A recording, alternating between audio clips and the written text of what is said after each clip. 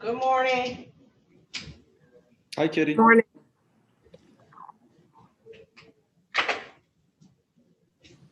All right, who do we have? You can go ahead, Brandy. Oh, thanks, Glenn. Brandy Robinson from the Neighborhood Defender. How are you all today?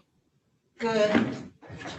Good. We have an exam up this afternoon involving a defendant by the name of Nivea Marion. She's an MDOC prisoner, and it's my understanding that Miss Marion was in close contact with somebody who had COVID, and so the MDOC is not going to be transporting her. So I believe we need a new date. Are you aware of that, Matthew? Yes, they sent me an email yesterday. I wasn't sure if it was gonna, if she was gonna be transferred or not. It didn't state that she had tested positive, just that she had close proximity. I never received the confirmation back from MDOC stating whether or not they were transporting her. So they never said if they were gonna transport her or not? All I was told was that the rate was canceled. Yeah, from talking with the facility yesterday, I was under the impression that she was about to be en route, but then I received an email, just like the prosecutor did, saying that they weren't going to because of the exposure. Okay, who's next? Hey, Kitty, it's Glenn checking in on Nathaniel Vega. Vega. It's going to be a waiver. Vega. All right, who's next? Gregory Bulahanis on behalf of Aaron Samartez.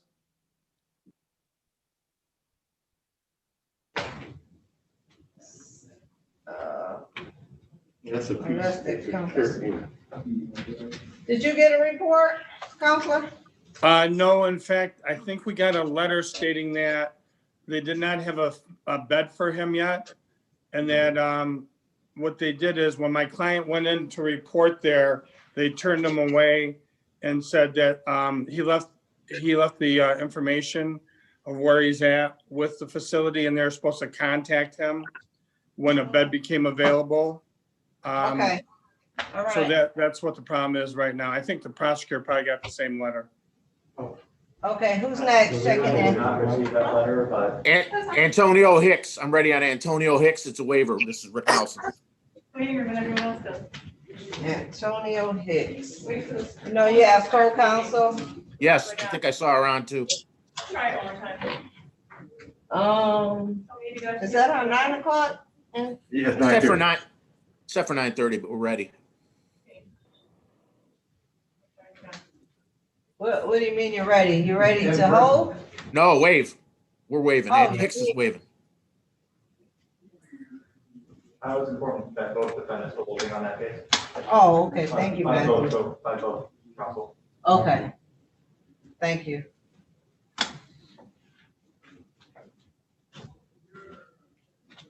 All right, who else is checking in? Good morning, everyone. I am co-counsel with Ricky Nelson, and my client's name is Devin Table, Table, and it's going to be a waiver as well. Oh, okay, you're a co-counsel, all I right. think she's in the waiting room. I don't know. I'm right here. Oh, excellent. All right, any other attorney need to check in? No. All right.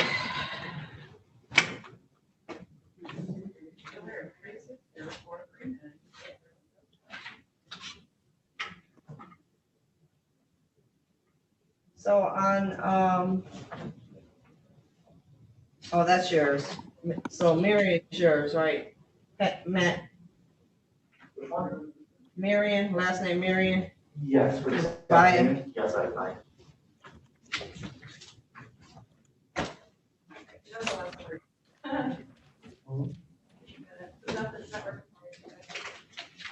In your waiting room.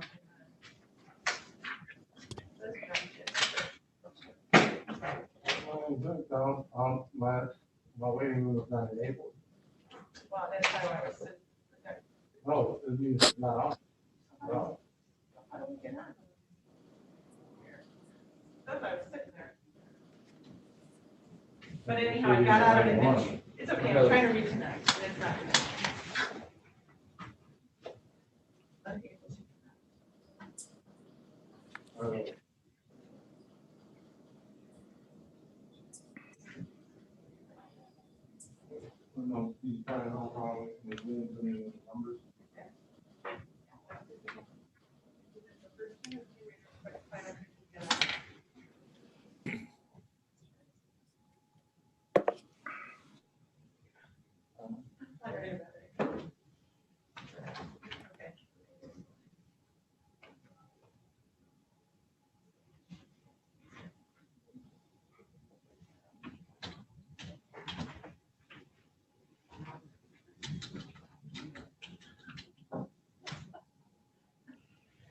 Okay. I'm ready whenever you guys are. How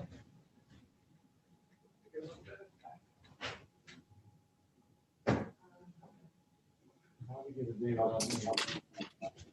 I know, I was like, what? Not one piece is, I don't even know how that happened. Right?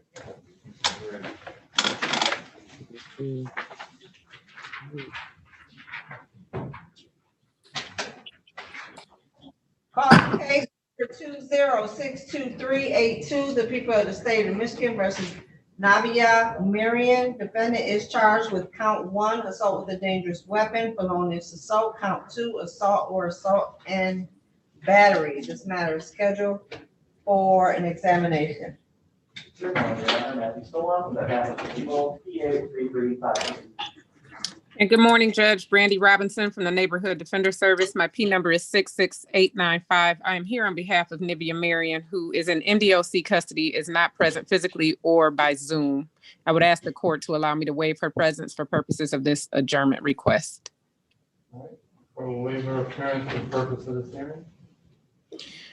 And Judge, as we indicated off the record, Miss Marion was supposed to be transported for a live exam this afternoon at 3 p.m. I received notification from the jail yesterday that she was not being transported because she's been in close contact with somebody with a positive COVID diagnosis. So we need a new date for her hearing, please.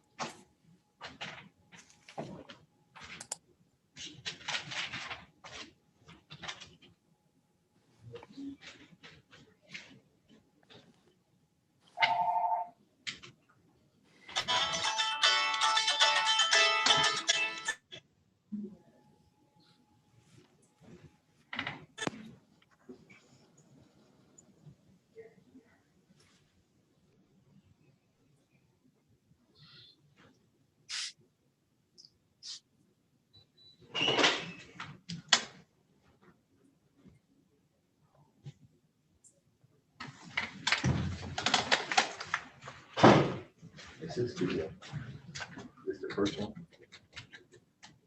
Hmm? Was this the first one?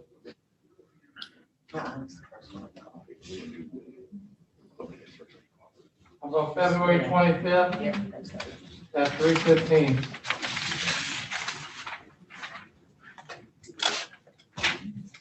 Your Honor, we can just get an extra couple days beyond that, since the Michigan Sheriff's Office, or Wayne County Sheriff's Office needs 14 days notice.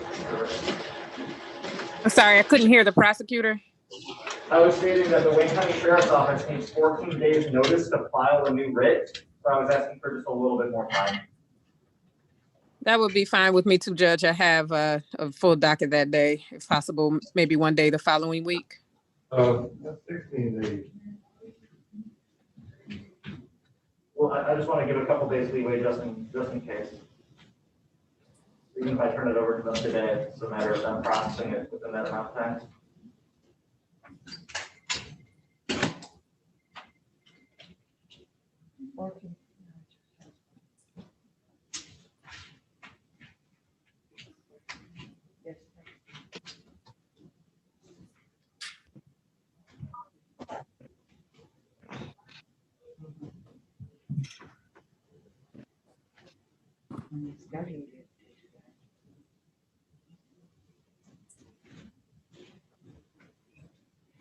March 1st, 2:30. I know. Thank you. Very well, Judge. Thank you. Okay.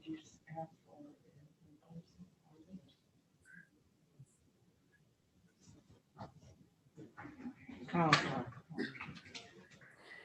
your probable cause? No. What's the case number?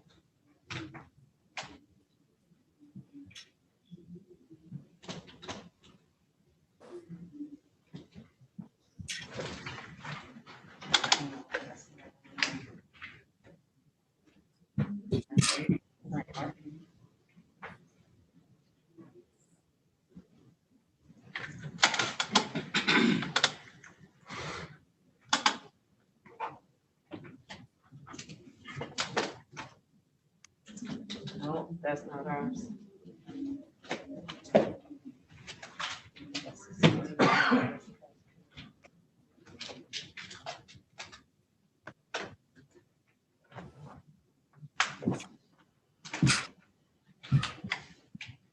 When is it scheduled for? Okay, hold on.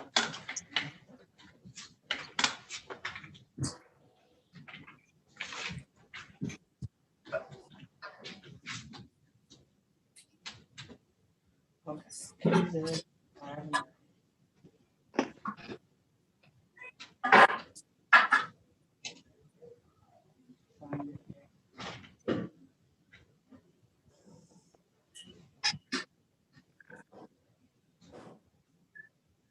And you're Mr. Davis. Is that correct? Okay. It is an in-person. It's got to be safe. No, just change. Put your systems on mute till your case is called, please. So if you wanted to Zoom here, you have to request it. Last court date.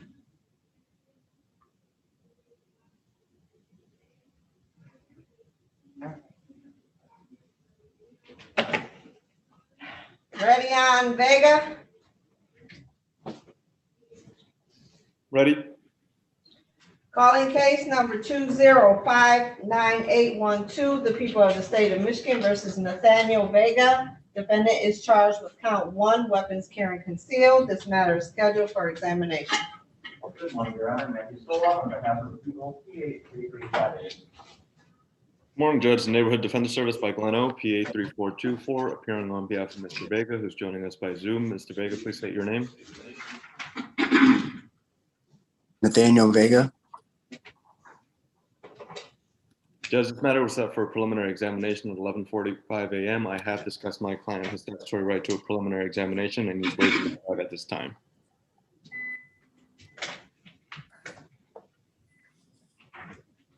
All right. People have any objection? No, Dr. Karen. All right, Mr. Vega, you understand that you have a statutory right to a preliminary exam where the state must show by probable cause a crime was committed and probable cause you had something to do with committing that crime. You understand that, sir?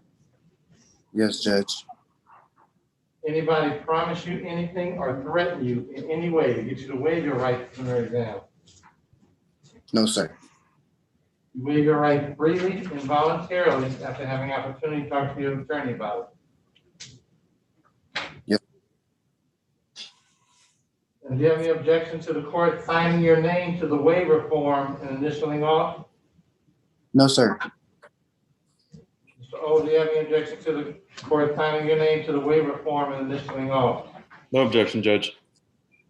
All right, court will find that you freely and voluntarily waive your right to preliminary exam as is bound over the Wayne County Circuit Court Criminal Division for arraignment on the information, which is February 23rd, 2021 at 9:00 a.m. Thank you, Judge. Thank you. You can sign off, Mr. Vega. All right, Glenn. Thank you.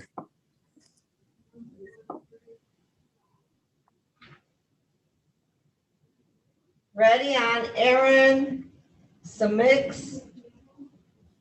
Yes. Good Calling morning.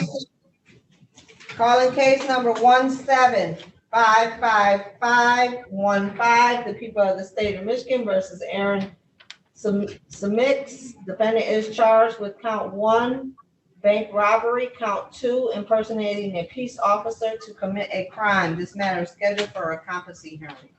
Good morning, Your Honor. Matthew Solomon, on behalf of the people, PA 3358. Good morning, Your Honor. Gregory Bulahanis on behalf of Aaron Samartez, P36431.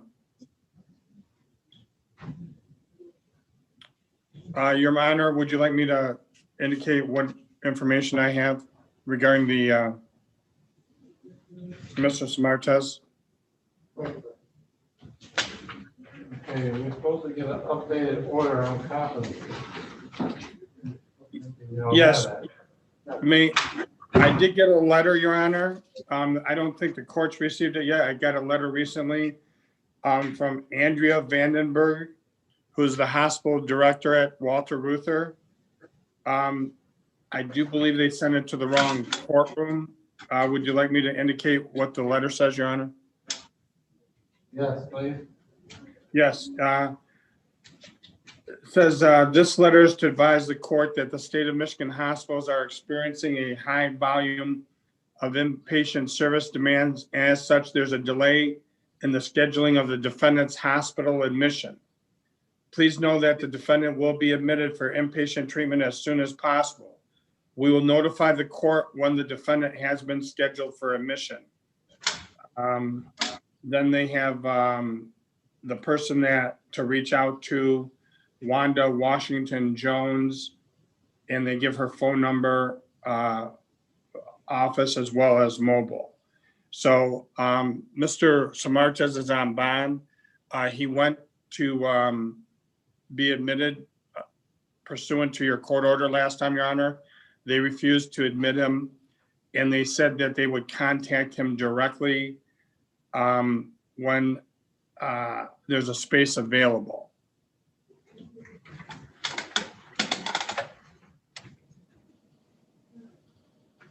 Wish you heard. I will leave it to the court's discretion, Your Honor. I've not received a copy of that letter, but that sounds accurate based on what the defense counsel was stating. Your Honor, they CC'd it to Andrew Molnar, so I don't know. It was probably a different prosecutor, or maybe it wasn't received. All right, we'll put it over for 90 days and see what happens. Thank you so much, Your Honor. 90 days. You and your staff have a good day and stay safe. Hold on, we'll give you another date.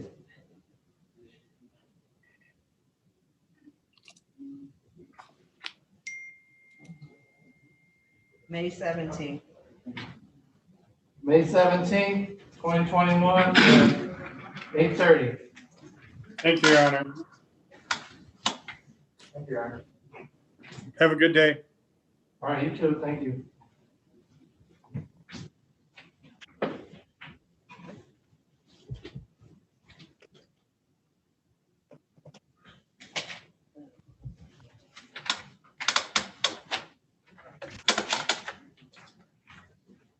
Ready on Hicks and Table.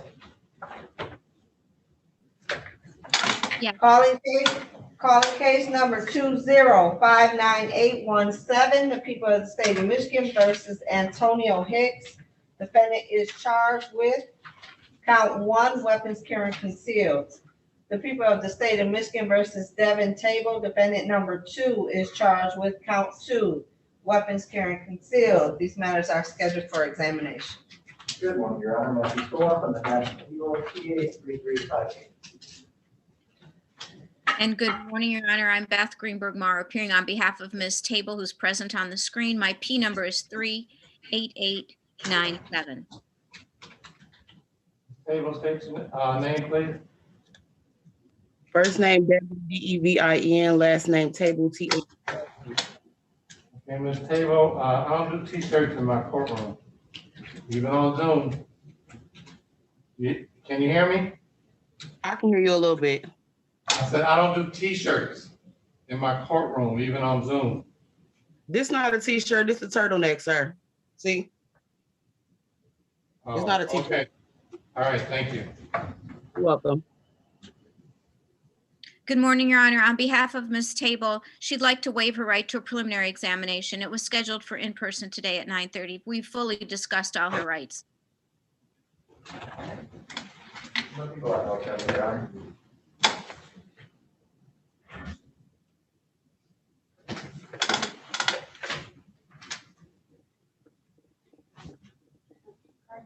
All right, Ms. Table, you understand that you have a statutory right to preliminary exam where the state must show by probable cause the crime was committed and probable cause you had something to do with committing that crime. You understand that? Yes. Has anybody promised you anything or threatened you in any way to get you to waive your right to preliminary exam? No. You're waiving your right freely and voluntarily after having opportunity to talk to your attorney about it. Yes. Do you have any objection to the court signing your name to the waiver form? No. And Ms. Morrow, do you have any objection to court signing your name to the waiver form? No, Your Honor. All right, court will find that you freely and voluntarily waive your right to preliminary exam. Matter is bound over to Wayne County Circuit Court Criminal Division for arraignment on the information, which will be February 23rd, 2021 at 9:00 a.m. And bonds continued. Thank you. Pleasure to see everybody. Have a great day. Have a great day. Mr. Nelson? Morning, Judge. I'm not sure if that's my guy on a Galaxy S10 or not. Do we have Mr. Antonio Hicks on Zoom?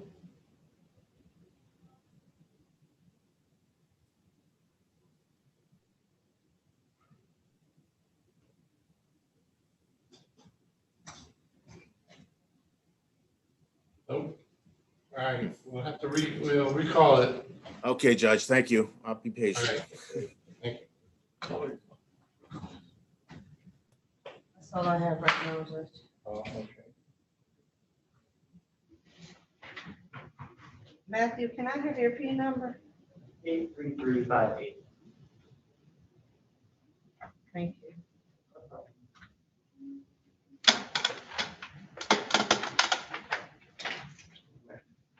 So we did table. Okay.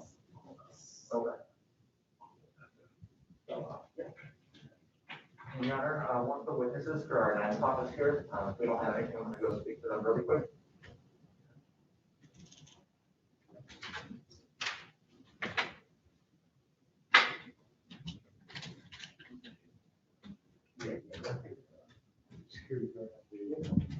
Is the defendant here around our 9 o'clock? Time?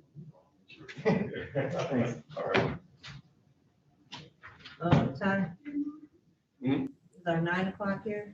No, Miss Harris is here, but her client's not here at this time.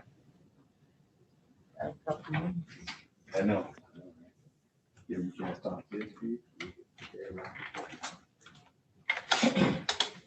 They haven't called me downstairs about the prisonership. I don't know what's going on.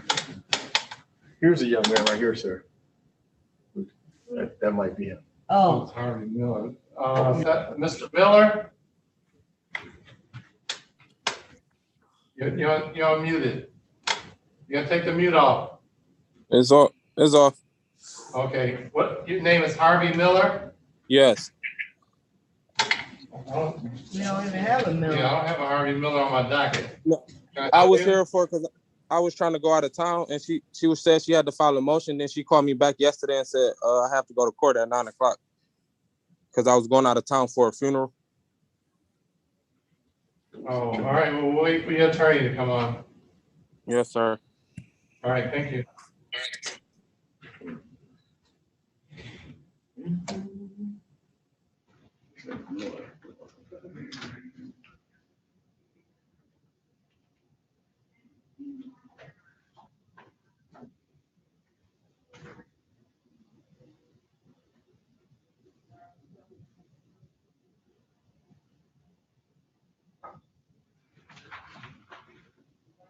Do you know your case number, Mr. Miller?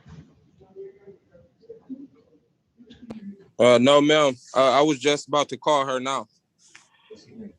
Okay. Yes, ma'am.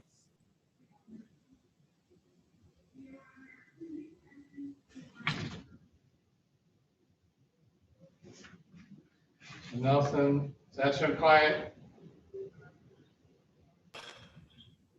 Can't tell. Which one? On the Galaxy S10. No, that's not him. Okay.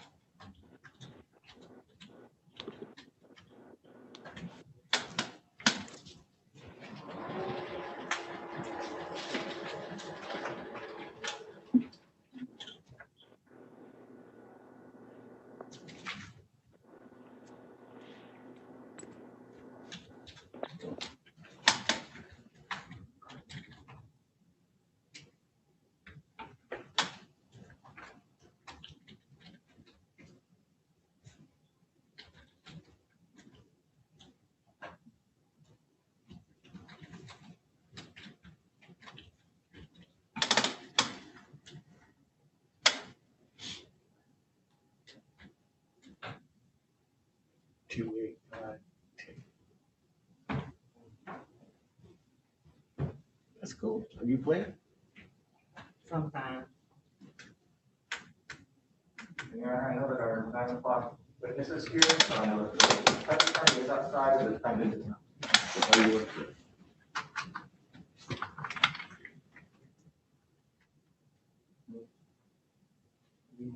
That's what I thought.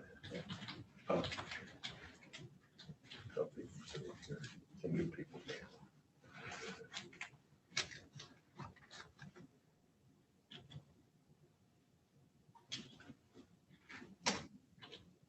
Ma'am, can we help you?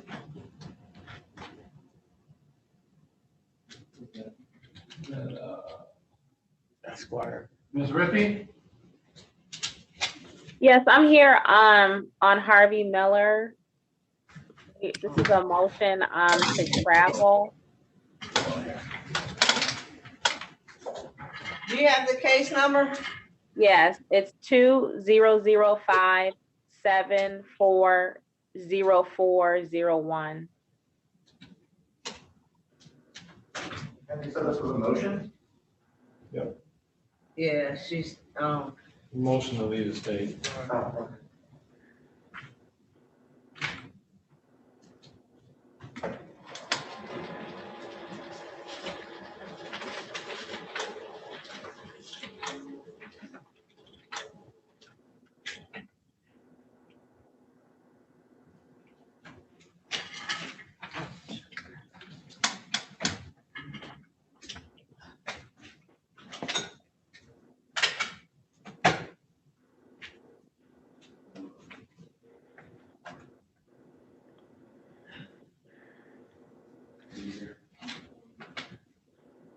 Oh, you ready, Judge?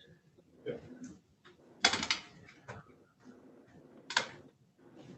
Calling case number 20574004, the people of the state of Michigan versus Harvey Miller, last name Miller, first name Harvey. The defendant is charged with count 1, weapons carrying concealed. This matter is here on a bond motion. Good morning, Your Honor. Matthew Soloff on behalf of the people, PA 3358. Good morning, Your Honor. Jasmine Rippey, P80087 on behalf of Mr. Miller. Ms. Rippey, did you file a motion? Yeah, Yes. she did. I just told her to log on because it was gonna take so long for her to get a date. And she said he had to leave out of town or something. All right, well, you gotta tell me because I don't have it.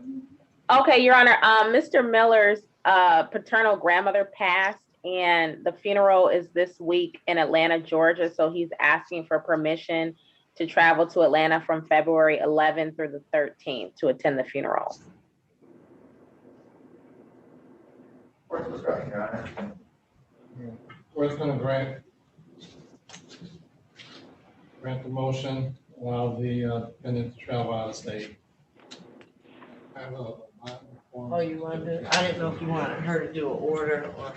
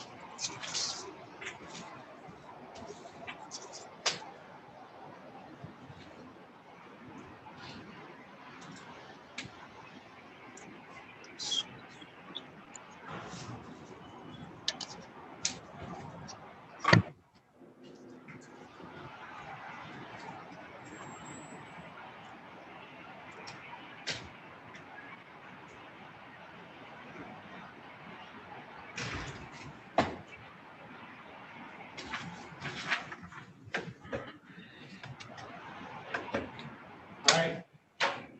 Anything else? That's it, Your Honor. Thank you. All right. Send a copy of. No, you need a copy, Miss Ripley? Of the order, yes, please. Okay, I need your email to send it to. Okay, it's Jasmine, Jasmine. Hold on. Okay, go ahead. Jasmine dot D as in dog dot RIPPY@gmail.com. Okay. All right. Thank you.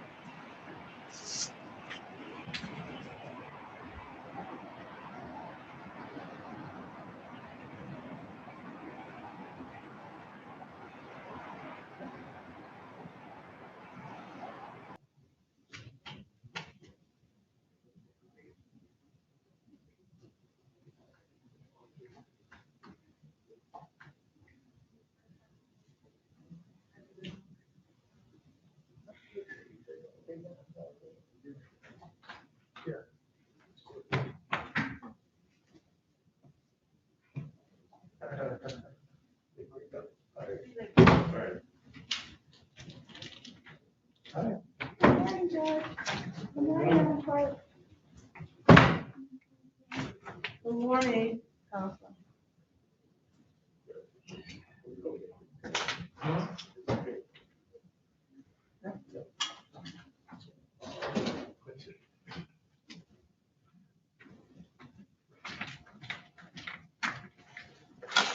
Is this Dow?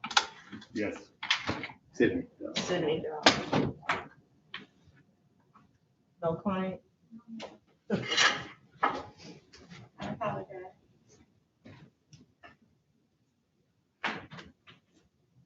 Your body's better than yours.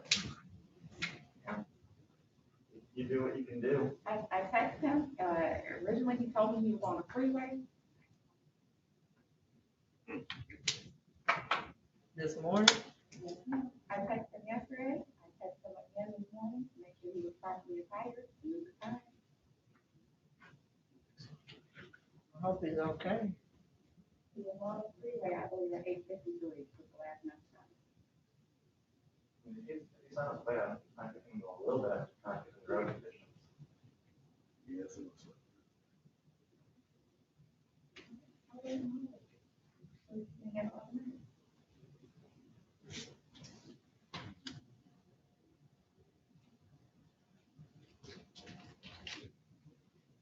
I'll wait a moment, Your Honor. Waiting here if you want. We're not acting. I figured if I see him coming, I can at least confirm how he wants to proceed, so I can come in. Oh, okay. Thank you.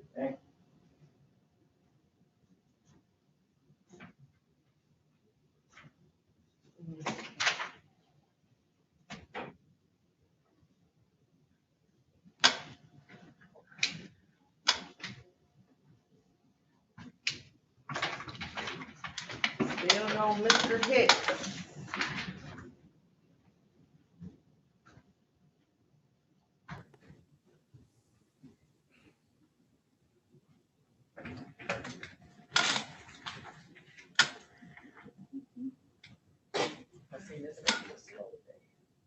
Yeah, I see. Yeah. Oh, it's up. Yep.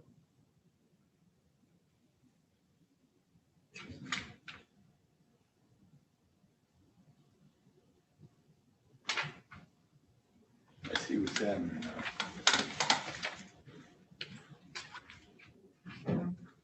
What's happening?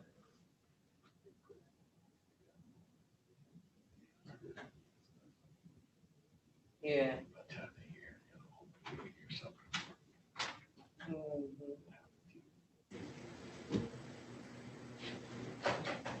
It's just okay. too funny. Good morning. That's a bunch of them. Good morning. Oh, okay. How you doing, Judge? We have Mr. Kevin Curry, tether violator. Oh, okay. Did you get the violation? Yeah, I got the violation.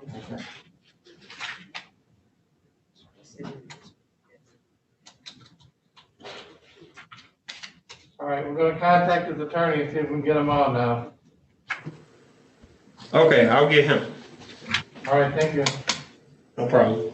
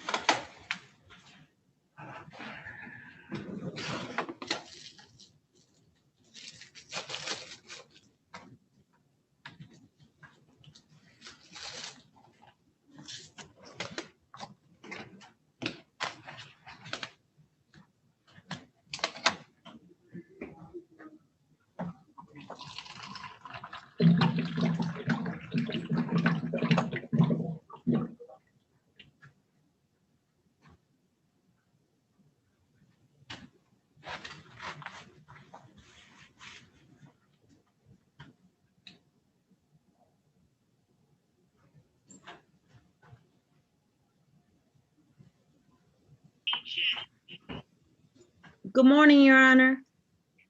Good morning.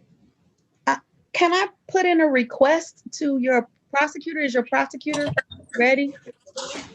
Ready for what? I have actually 2 exams up for tomorrow, one of which I have never received discovery for, but it is a newer case, so both of which I do need discovery on. Let me say it differently. One was the client was in custody. He's no longer in custody. It's set for tomorrow at 3 p.m. I'm wondering if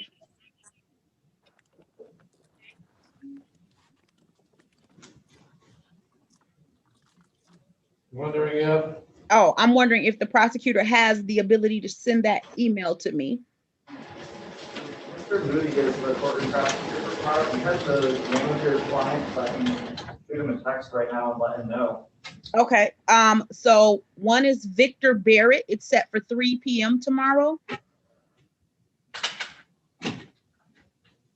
And do you know what your client is charged with? I just want to make sure that it's not a different unit that's going to be prosecuting the It's case. an arson case. Okay. I'll check with him. I think it might be under general trials though, because it involves arson, but it's malicious destruction of property. Okay, I'll check with him because there's a chance that arson could do with their arson unit. It could also do with general warrants, so I'll have him look into it. Okay. Send him a text. Do you have another case as well? Yes, Wilbert Boswell. I know. Is that Gilbert with a G or Wilbert with a W? This is the guy that we. Wilbert, Wilbert. Okay, and did you not have discovery on that one as well? No, I do not have discovery on that one either. Okay, and what were the charges? What were the charges? I'm sorry, I didn't hear you.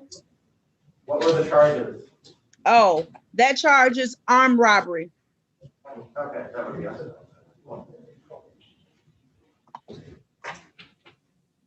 I will go ahead and shoot Mr. Moody a text right now, and I'll let him know.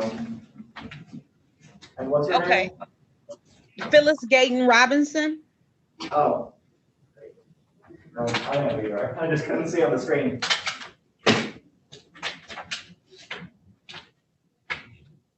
do you need my email address as well? I'm pretty sure Mr. Moody has it. Okay, thank you. Mr. Hicks is on now, Judge. Thank you.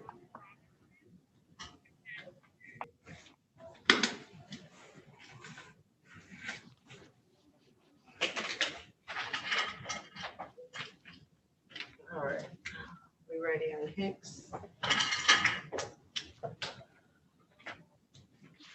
Oh, there's Kenny, he's the tether violation.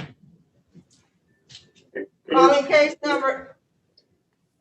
Yeah, they should be bringing them out, Mr. Kenny. Can you tell me who it is? It's, Kevin Curry.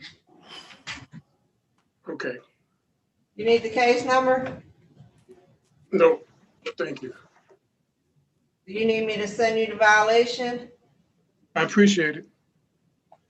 Do I have your email? I don't know if I have your email. RF is in Frank, KINNEY at sbcglobal.net. You want me to put it in the chat? I can't see the chat, I'm sorry. Okay. RFKINNEY at sbcglobal.net. Good morning, Judge. Good morning. How you doing, Mr. Kennedy? Good. All right, I'll send it to you. Thank you.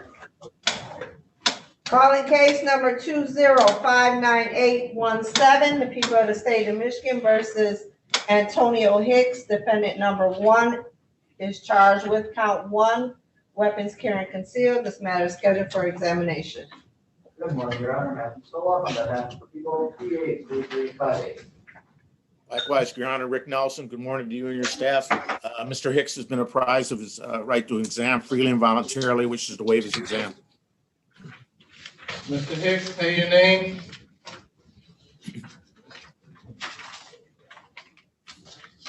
Mr. Hicks, you gotta pull the car over.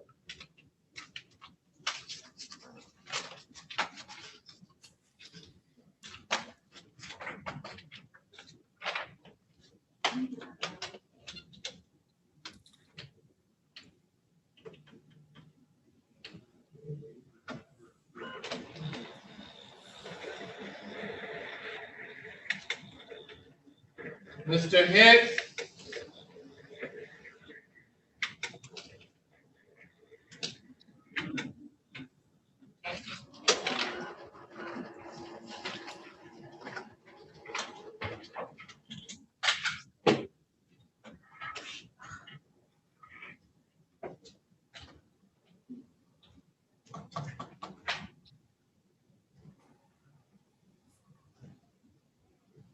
Hello? Pull the car over, Mr. Hicks. I did. All right. Can you move the camera back so I can see you, sir?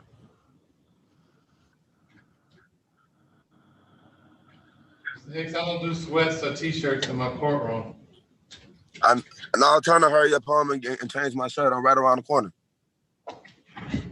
I don't do sweats or t-shirts in my courtroom. I don't care where you are right now. Yes, sir. In court, I don't care if it's on Zoom or in person, you dress for court. Yes, sir.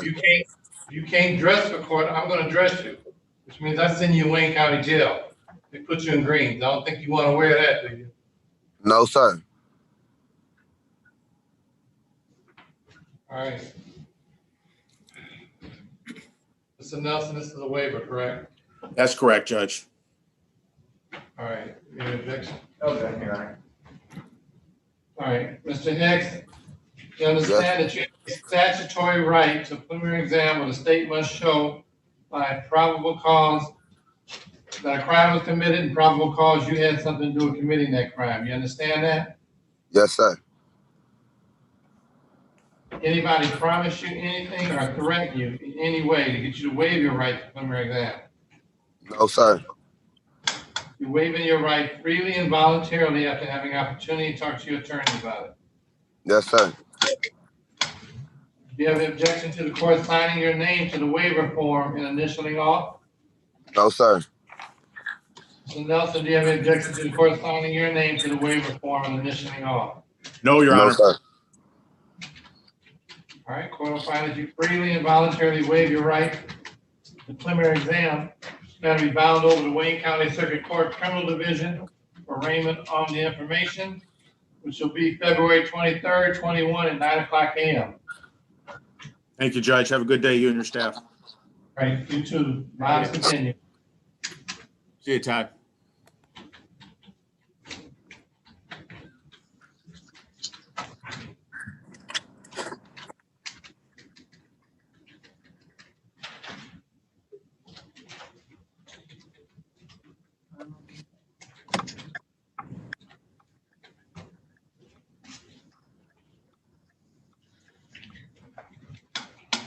All right, there's Mr. Kenny.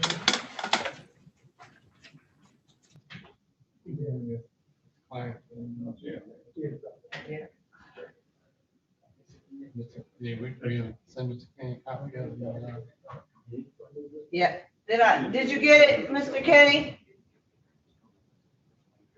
You're muted. Yes. Not yet, Judge.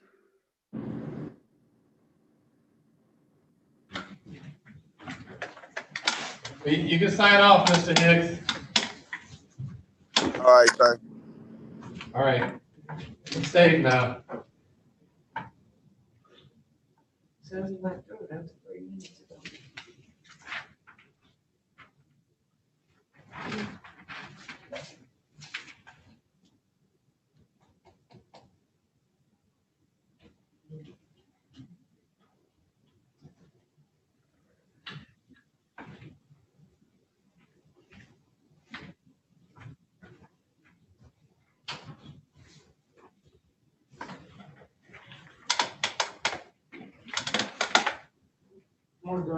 Morning, how you doing?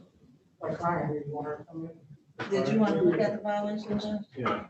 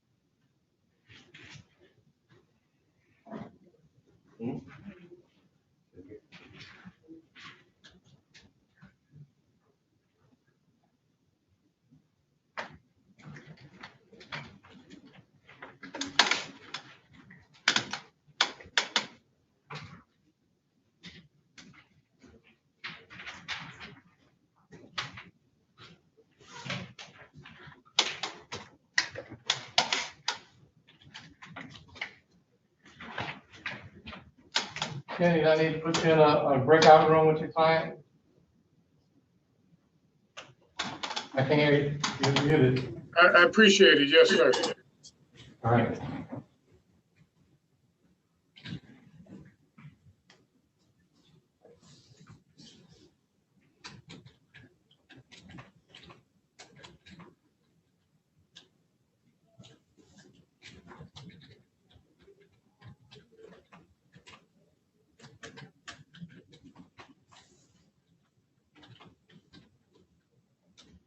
All right, you call it 9:00. Oh, sit me down. Calling case number 1961419, the people of the state of Michigan versus Sidney Dow. Defendant is charged with count 1, 4th-degree arson, count 2, malicious destruction of personal property, $1,000 or more, but less than $20,000. Habitual offender for notice. This matter is scheduled for examination. Good morning, Your Honor. Matthew Stoll on behalf of People PA 3358. Good morning, Your Honor. May I please the honorable court, Sheriff McGinn, P72832, on behalf of Mr. Sidney Dow, who is present in the courtroom. Sir, could you state your name for the record? Sidney S. Dow, DOWL. Now, you don't know how to address the court? Well, yes, I got the notification of the dress code this morning and I wasn't at home. I don't care where you were. You don't dress for my court, I dress you. I got one way to do that. I just send you Wayne County Jail. They put you in green. That's simple. You know what time you were scheduled for? 9 o'clock, What time you get here? 9:08. No. About 9:25. But it was around outside. Oh, okay, I'll tell you what. I'll make sure that you are dressed properly from this point on, and I'll make sure that you're at your hearings on time. Since you got a problem getting on time, I'll take care of it. I'm gonna take care of your transportation. I'm gonna take care of your clothes. I'm gonna take care of your housing. We don't have to worry about that from this point on. Are we ready to proceed? We're ready, Your Honor. Have a seat.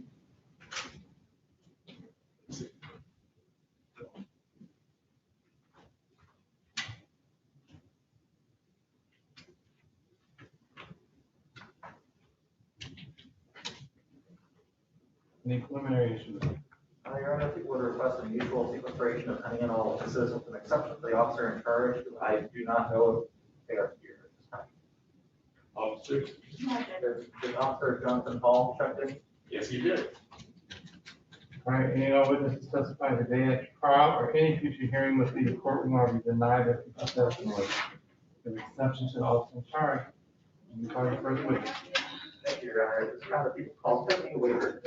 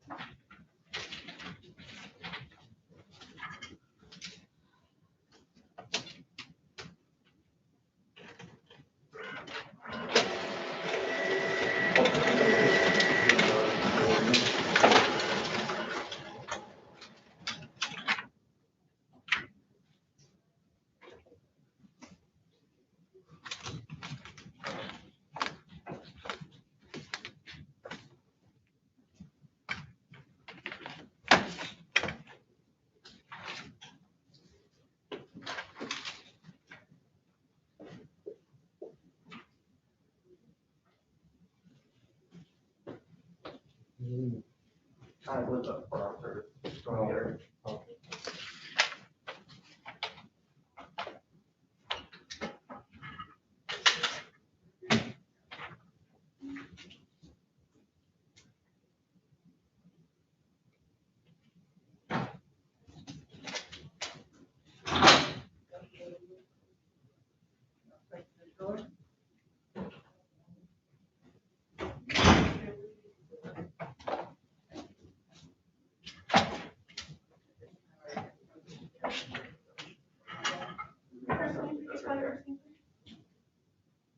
Give her your name. No, give her your name first. Yeah. Tiffany, Tiffany, last name is Wafer, WAFFORD. Raise your hand. You swear or affirm the truth, the whole truth, and nothing but the truth so help you God. I do. Right, you put the door right here towards you. You have a seat, Ms. Whitaker.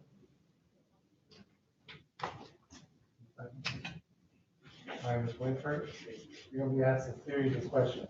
First by the prosecutor, then the defense attorney will probably ask you some questions, and I may or may not answer them. All right? You have to answer all your questions out loud, verbally using words. You just can't shake your head or say, you know, because everything's being transcribed, and that won't come a problem. All right? Also, when you're asked a question, please, I need you to answer that question and stop. If it's a yes or no type question, let's say yes or no, and stop. If you need additional information, they'll just ask you another question. All right? Okay. We all have a tendency when we're telling about it, especially if that weekend is dramatic, we tend to ramble. We'll say this happened, and this happened, and this happened, and this happened. We just kind of go on like that. If you do that, I'm gonna miss something. All right? I know nothing about this case. One thing I know about this case is in his name and what he's charged with. Now I know your name. Okay? I get all my information from what happens in court, one question, one answer at a time. That way I can understand. Okay? All right. And last but not least, because of the mask and the barriers, it can get very hard to hear. I need to please keep your voice up. You can speak directly into that microphone and it will help amplify your voice. Okay. All right, thank you. You may proceed. Thank you, Your Honor. Good morning, Ms. Baker. If at any time you don't understand the question, please let me know and I'll try and rephrase. And if if you can't hear me, please let me know and I'll try and raise my voice so you can hear me better. Would you please state your name again for the record? Tiffany Wayford. And Ms. Wayford, taking you back to August 6th of 2019, were you at your home on that day? Yes, I was. And is your home in the city of Detroit, County of Wayne? Yes, it is. And did you have any friends over that day? Yes, I did. And who was that? Angela Hale. And why did she come over to your home? She called, she said that she had just had a fight with her boyfriend. And did she eventually arrive at your home? Yes, she did. And after she arrived at your home, did you hear anything outside your home? A couple of hours later, yes. And what did you hear? Like glass breaking, horns, sounding, and, pretty much that. Glass breaking and horns sounding. And did you go see what was causing that noise? Yes, I did. And what did you see when you went to check on that? My SUV was on fire. Did you see anyone in the area of your SUV? Yes. And do you see that person in the courtroom today? Your Honor, could you please identify the piece of clothing they are wearing? The blue, sweater. Your Honor, let the record reflect that the witness has pointed to the defendant in this case. Thank you, Your Honor. And did you file a police report? Yes, I did. And after you saw the defendant outside your home, what did he do? He pulled off, he was in his van. Thank you, Your Honor. No further questions at this time. Well, Good morning, please. Good morning. You said you saw him pull off in his van. Yes, ma'am. So when you saw him, he was in his van. Is that what you're? Yes, ma'am. Oh, no further questions. I actually have one last question. Approximately what was the value of your car? $17,000. Thank you. No further questions, Your Honor. Nothing further from the people for this witness, Your Honor. Nothing. I got a question. What time was this? Approximately between 10:30 and 11:30 that night. So it was dark outside? Yes, sir.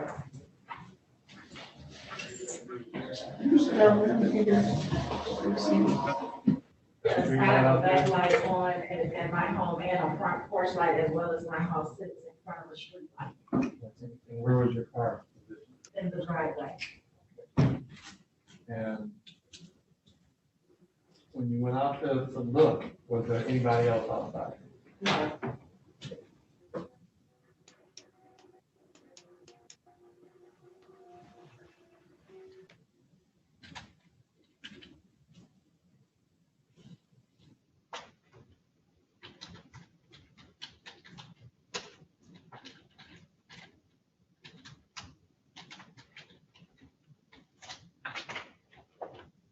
And have you had contact with the defendant prior? Have you ever seen him before? Oh, yes, Okay. How many times have you seen him? maybe twice.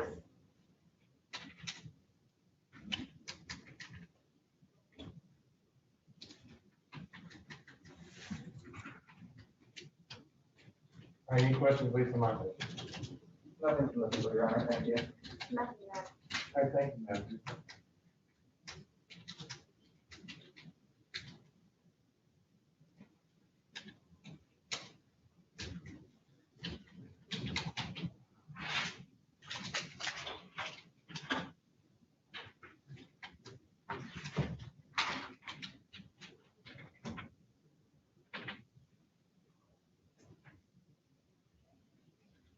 Any further witnesses? No further witnesses at this time, Your Honor. However, the people would move to admit the arson report under 766-11B.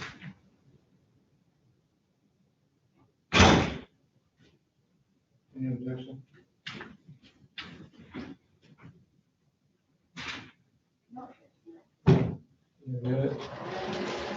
see it, please?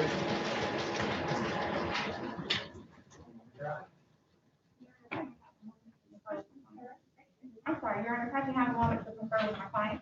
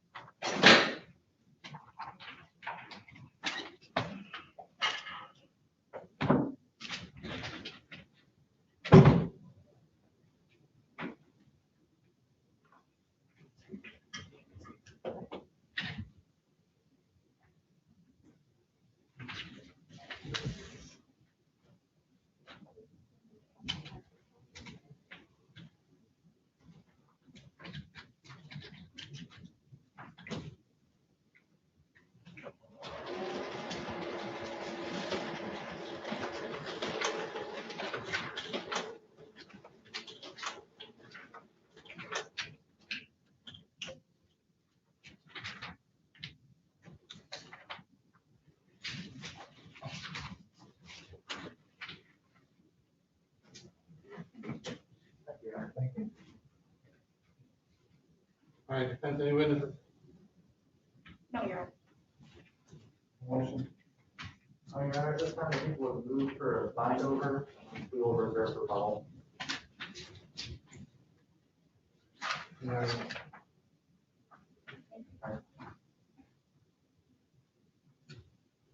Your Honor, defense respectfully objects to a bind over. We don't believe people have met their burden with regards to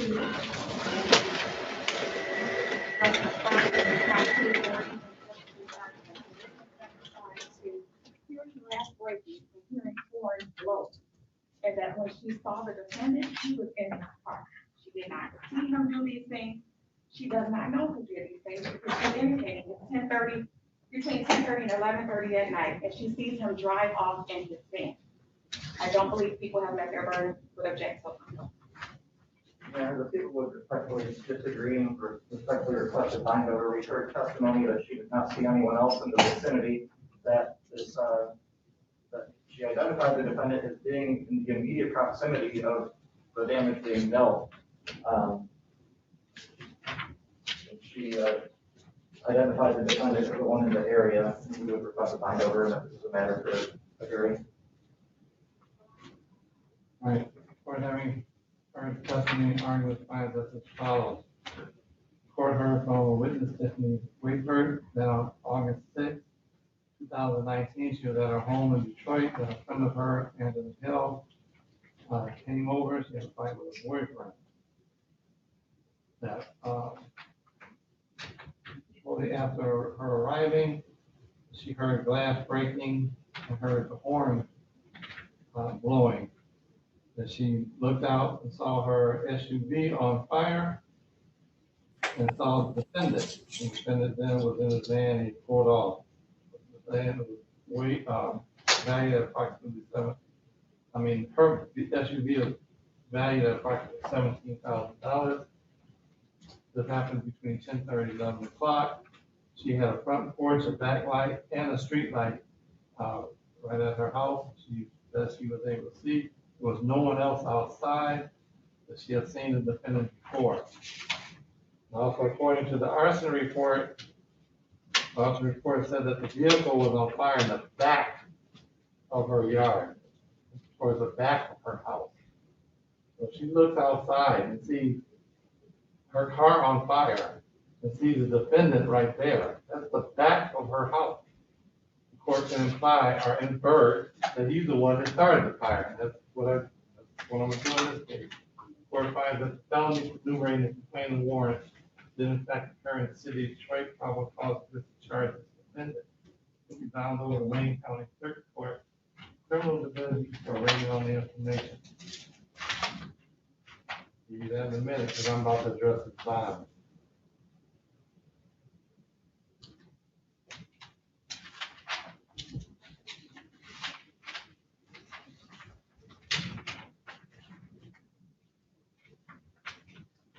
Anything you want to say regarding the bond before I make a decision on it? Respectfully request that the bond conditions remain, Your Honor. This was. Your client doesn't know how to address the court. Your client doesn't know how to get to court on time. And he can't tell me that he doesn't know, because he knows. He has been in court. Which one it is? 1, 2, 3, 4, 5, 7, 8, 9. Like 10, 11. Put your hand down. Right. He can't tell me that he walked in the Oakland County Court dressed like that, wearing a t-shirt. Or that he walked in the Macomb County Court dressed like that, wearing a t-shirt. But he feels he can come in here. It doesn't make any difference. It's just Detroit.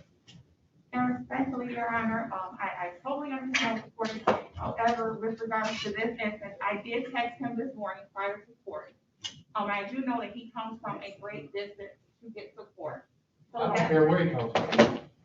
Your Honor, this has not been my experience with Mr. Giles, for him to not come to court, dressed appropriately and on time. He's usually present and on time. This is just one momentary lapse in judgment. We're respectfully ask the court, he's not a flight risk, he's not a threat to the community. We're respectfully asking that his bond conditions remain. Well, I don't know if he's a flight risk. I don't know if he's a threat to the community. He can't follow simple instructions. Such as getting to court on time. Being dressed appropriately. If he can't do that, how are you gonna follow any other conditions of his body? Your Honor, he is currently on probation. Is that correct? So I know that he's complying with those terms. So I can follow any terms and conditions imposed by the court, and I know that he will dress appropriately for any further court hearings and appear on time. What's your? With the court's discretion, I would move the request that the notice contact order remain in place.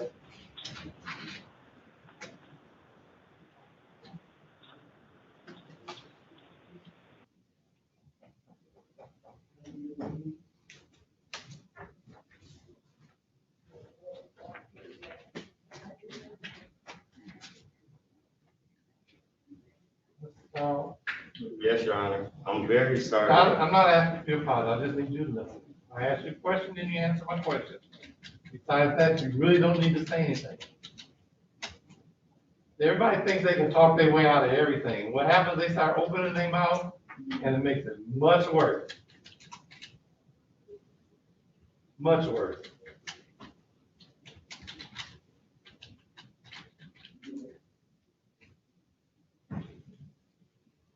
And I'll be the first one to tell you, my patience right at this point, probably null and void. I know that doesn't have anything to do with you.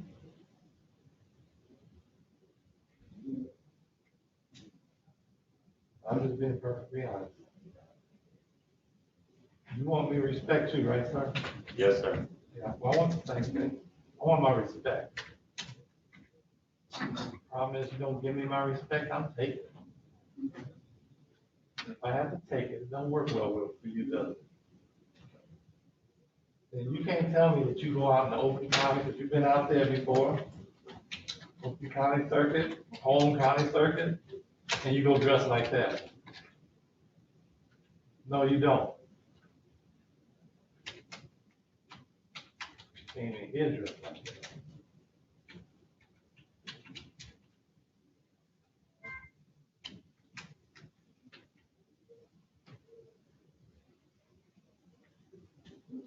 Now, I'm gonna continue your line.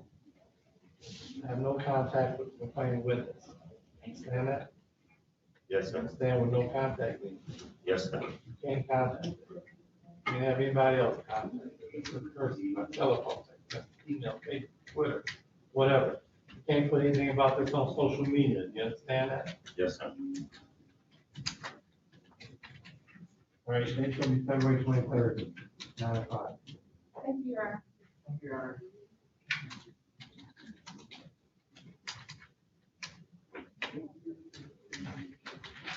You all have a great day. All right. You too. Take care.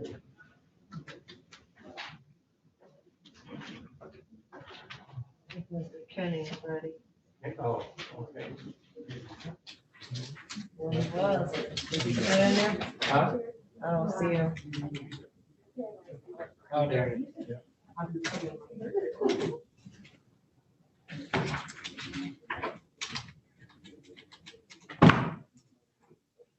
You ready, Mr. Kenny? Yes, yes, ma'am, I'm ready.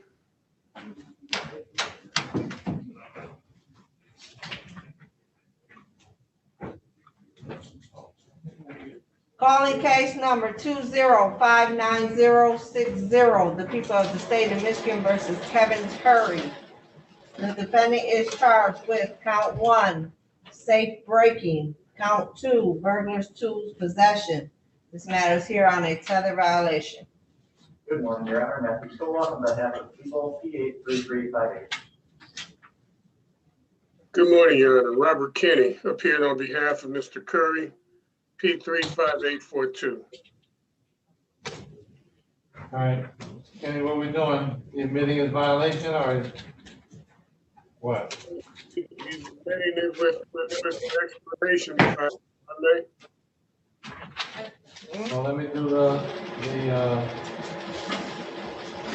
admission first.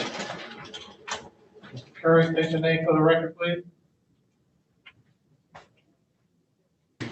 Yes, Kevin Curry. Would you raise your right hand? You swear or affirm to tell the truth, the whole truth, and nothing but the truth, so help you God. Yes, Your Honor. All right, you put your hand down. Mr. Curry, you were placed on tether on October 21st, 2020, is that correct? Yes, sir.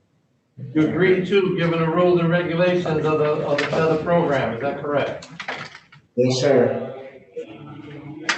On December 23rd, 2020, approximately 8 o'clock a.m. or sometime therein, you walked away from the facility you were placed at, correct? Yes. That was in violation of your tether, correct? Yes, sir.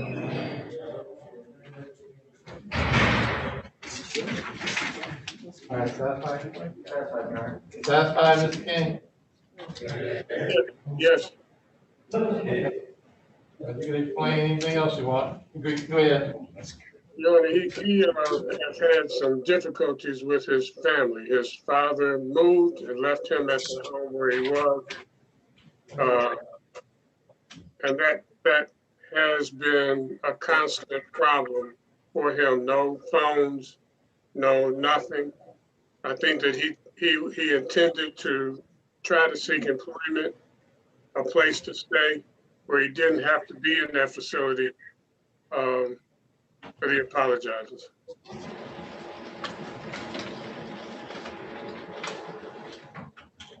Well, this was a Lake Ridge Village. What is that? It's a church. Huh? It's a Finkel in Greenfield. It's a place for homeless pretrial defendants, I believe. Okay, so that ain't got nothing to do with his family. His family wasn't living there. No. He had some place to stay and he decided to walk away from there.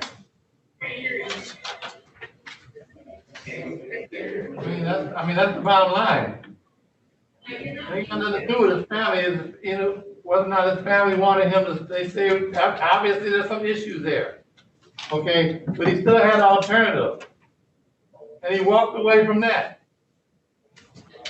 May I say something, Your Honor? No, I believe he was. Your attorney. I believe he was arrested at the home where he was living, at his father's home. He needed to That's get. not where he was living. He was living in the program in Lake Ridge Village. That's where he was living. That's where he was assigned to, and that's where he was tethered to. Yes, sir. You know, so he just decided to leave and go somewhere else. And it's 36 inch court. All right, anything else? Not for me, Your Honor, no. And custody. We got an exam on that? Yeah.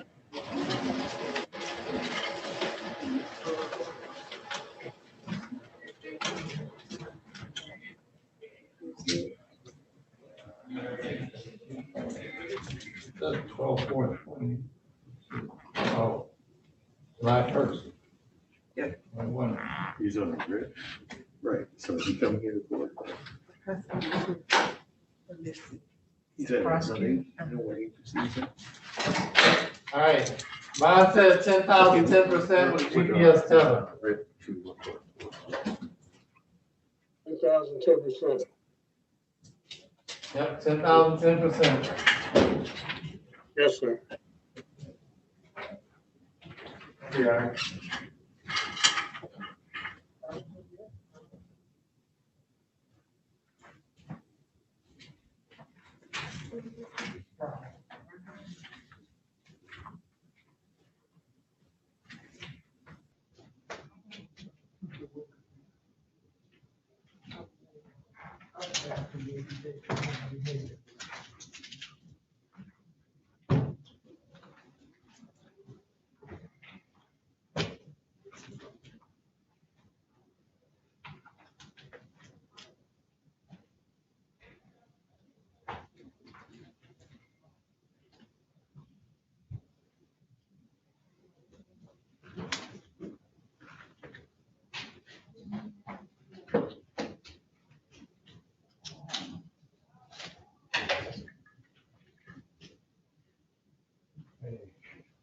You got Miss, Ronald? And Attorney Reed.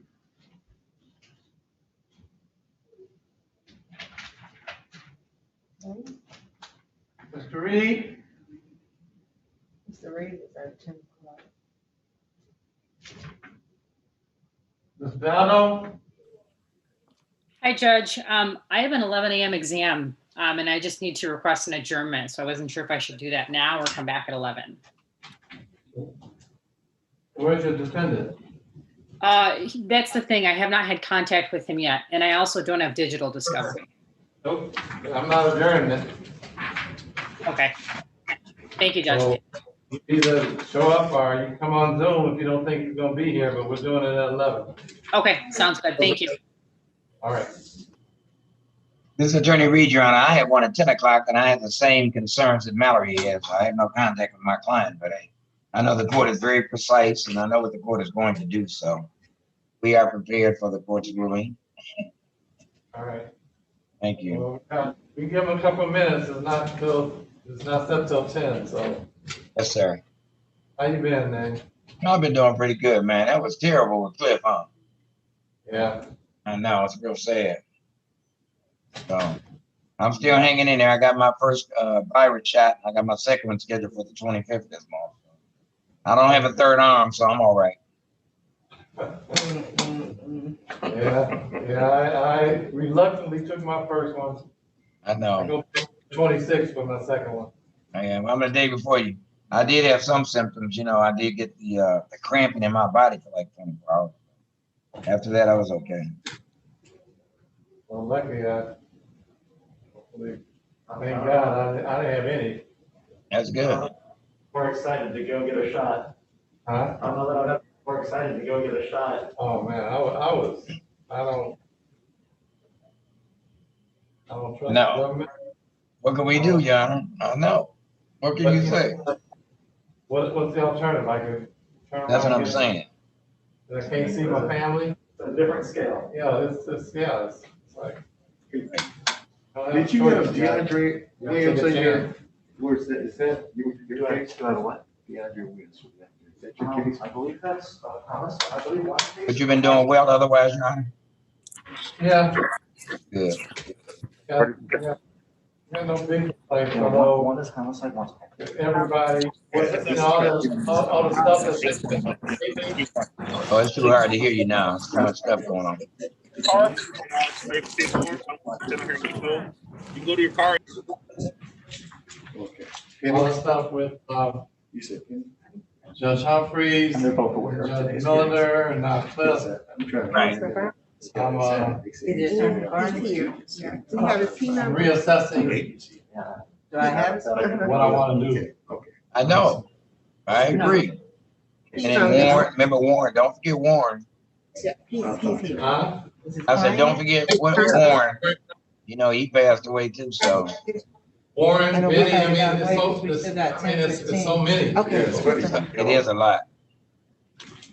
Judge Torres. Yeah, Judge Torres. I worked with Felipe over in juvenile. Judge Torres, he died when? He died, was it about a It month was ago? about a month and a half ago. About a month and a half ago. I didn't know that one. I hadn't heard that. Yeah. Judge Robertson died earlier too. Judge Robertson, right. Right. Been a lot. Yeah. We're still here, Judge. We still making it, plugging along, but like you say, changing our thoughts about the rest of our life, you know, what we gonna do with it. Right. I'm in the fourth quarter, Judge, so hey, I'm trying to kick a field goal, you know?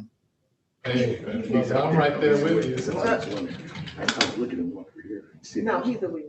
Yeah, because they didn't tell me. This young man right here, he's here.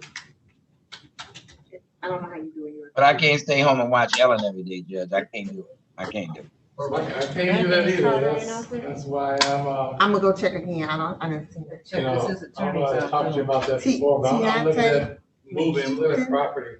Yeah, we talked about it. I'm looking at that too, so I understand that one. I haven't seen this. So just, you know, starting a whole new life. Okay. Yes, I'm sir. Yeah, check for Carter.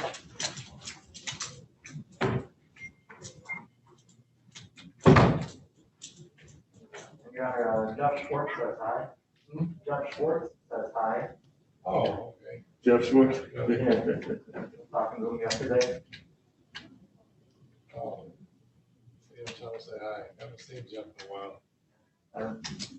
So I don't know if you know, he found out, I don't know if you knew that. Oh, no. Really seen him or like that time of family, you know, since Thanksgiving of 2019. Yeah, well, I've known Jeff since Well, he think he can play 30 years. Huh? I said, he think he can play basketball. Yeah, he can play basketball. Yeah, he mentioned that you guys play basketball.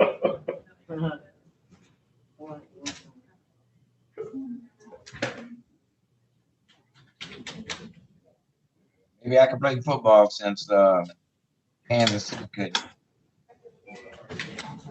I'm sorry, I couldn't hear you there. I said, maybe I can play football since Kansas City couldn't. No. I don't know. He's not out here. Officers aren't here. Get hit now, don't feel like it was the same as when you got hit when you were 20. I know that's right. Getting up is a whole different story.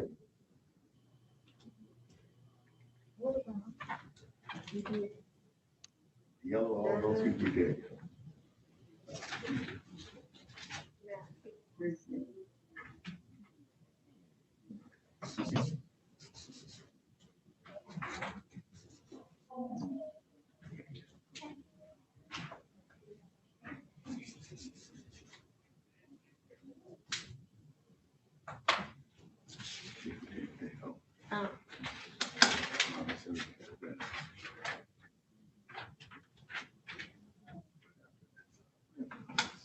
These are walking. We just add on. And I know we did him already. This person, possible COVID, that's why they're not coming. That's what they call it. All right, Anthony Carter is next. Oh, the three. And McKitchen is out there, right? But this is from yesterday. McKitchen. No, I don't know. No. No, it's not. No, it's not. We finished up So you have a 3:15. in the 2:30. And 1:30. And that's Regina Triplett. Yes, Still, what about still? really? Let me Dickerson, that's it, he's in D3, Division 3, okay. All right, thanks a lot. Anything on him? Not yet. Let me go back out and see, usually that option comes out, check, but not yet. Maybe it's coming up from downstairs. 439, Judge Giles, how may I help you? Good morning, ma'am. I'm a reporter with Detroit News. Just wondering what time is the prelim for the Andre Williams?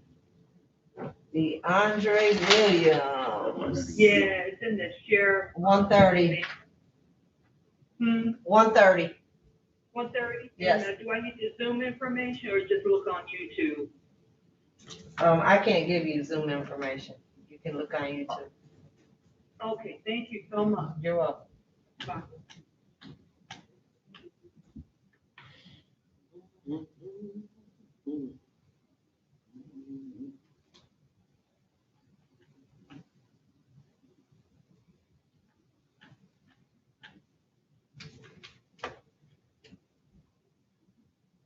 Yes, this is Division 3.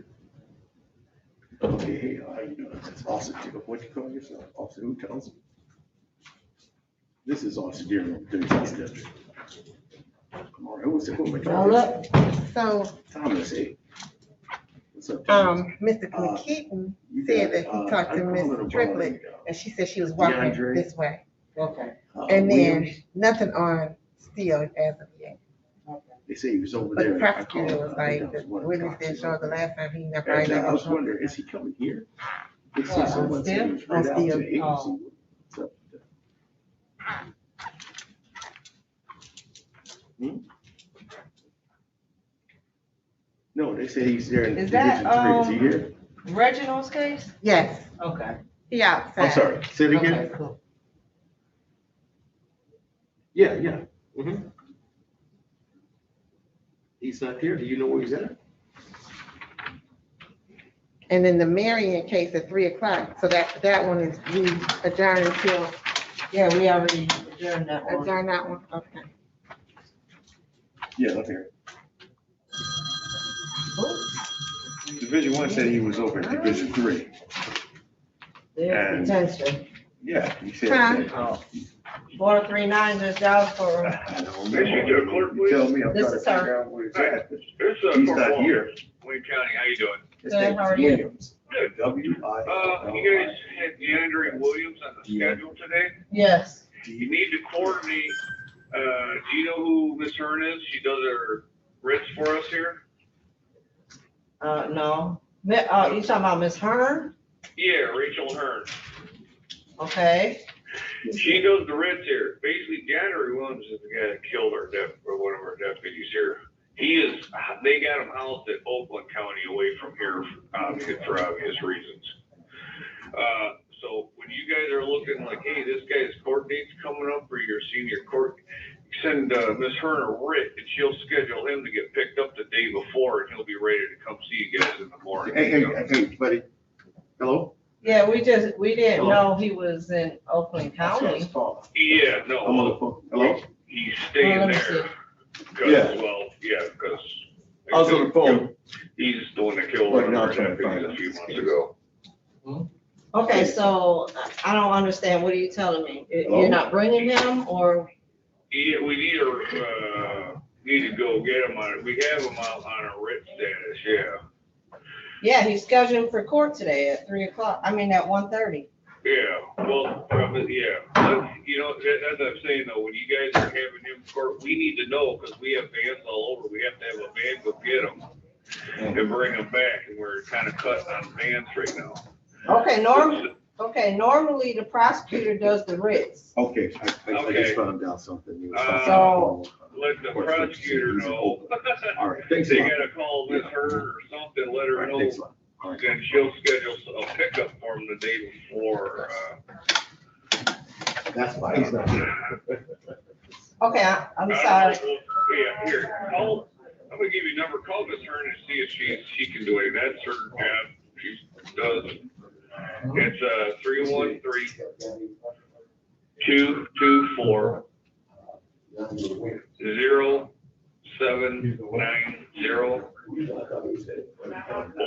2413. Okay, so are you telling me he's not gonna make it today without her Maybe doing the not reading? unless she calls, yeah, she's the one that handles all this stuff, so maybe she can get a van available to go get him and bring him back, that's what we're trying to, yeah. Okay, is there a number I can call you back at? Well, call her, cause she's the one that handles this. I mean, once I call her, I mean, are you in charge of him? No, we were just looking, I'm like, he was on the court list, and I'm just a corporal here, so. We were getting the court list ready, I'm like, oh, the guy's on a writ, and then we look, you guys called and asked, and we're like, oh, wait, that's the guy that, yeah. Seriously, he's there, we're not gonna house a guy here for what he did, so, for the other deputies, so, it's for his protection, so. But yeah, Mr. does the writ, she's the one, yeah, so when the prosecutor said, hey, we need this guy for court, we need to pick him up the day before, and then we'll bring him back here, and then he'll be available in the morning, so we can bring him over. Okay.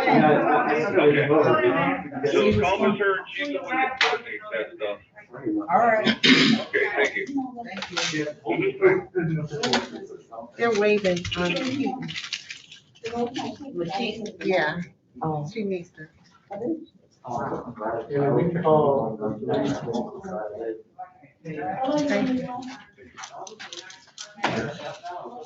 No, that happened. So did they not do it right on here?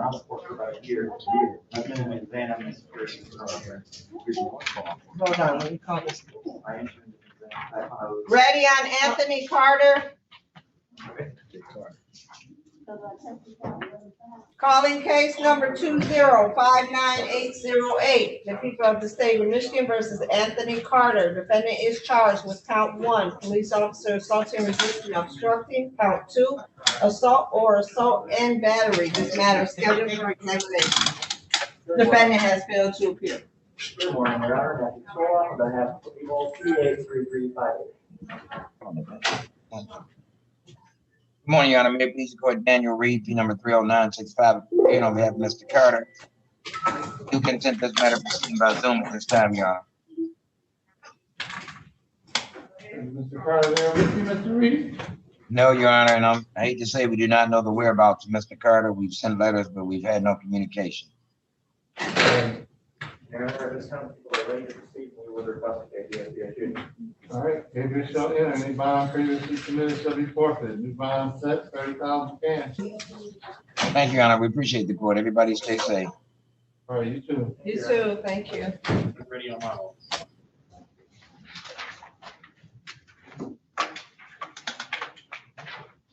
Matthew, do you know the prosecutor, Matthew Finney?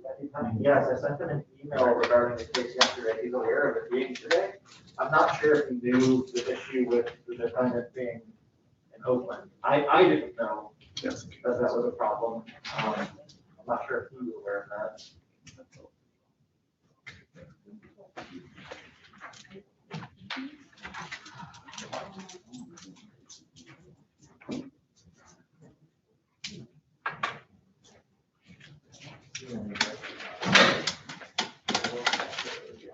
So what happened?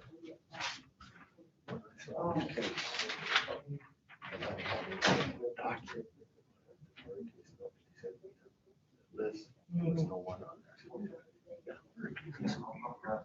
Right. So I called the division. They say he had read out to me.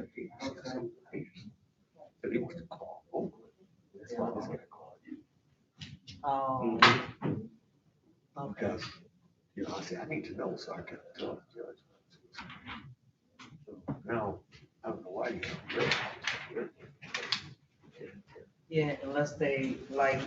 They thought they had, but that's what he said, they were probably at Wayne County.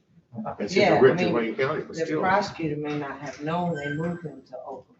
So that's probably why he may not, he didn't. That's what I said, that's what I said, Yeah. same thing you So said. if they don't get a notice that, if we don't get a notice that he's been moved, we wouldn't think to issue a writ. But it's wild, that they You told, did you tell the judge? Yeah, I talked to him already. DeAndre Williams. Yes, he just told him that we were doing it. Well, have the officers checked in on it? Yeah. Remember I told you? I thought you were talking about Carter. I'm sorry. No, I don't think, but I asked him. You're right, that's a different. Yeah. There's police officers here on. Can we move up Alamine? No, nobody taking Okay, it. okay, I just want to make sure he's working. No. Go ahead, check it. You called Mr. Olsen, you did a client when earlier. Oh, he was on earlier. Is that his case? Yeah, well, yeah, the last one, we got a 315. Yeah, he got one at 315.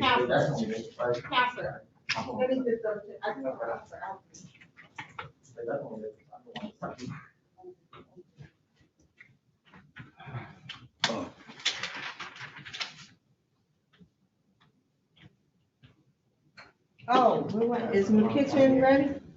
Yeah, they're getting, they talking right now. I think it should be ready. It should be ready. Okay, she said it was a waiver. Yeah, right.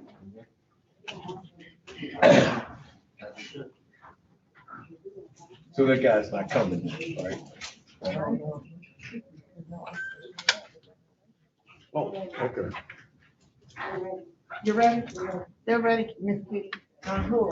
McKean. Oh, what, did you give me the file back? Oh. Maybe file. You gave me to the wrong person. I apologize, man.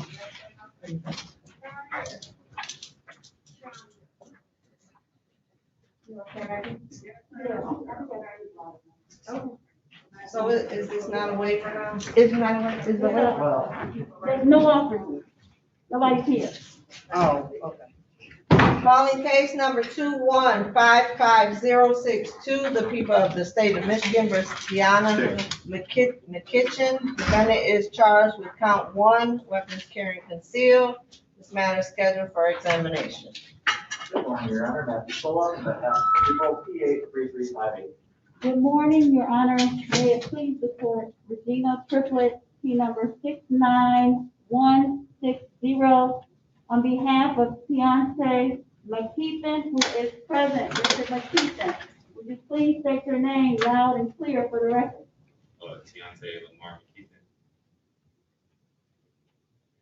Your Honor, this time the people are unable to proceed. The witnesses and the officer in charge have failed to show up. I did send something to everyone involved on the case on January 28th, 2021. I made a reminder call yesterday from today's court date. I have no explanation for that. Your Honor, that being said, we will dismiss. Now, this is listed out first. Hey, Your Honor. What's the form, please? I am, Your Honor. Come on here. Wait for your turn in your paper.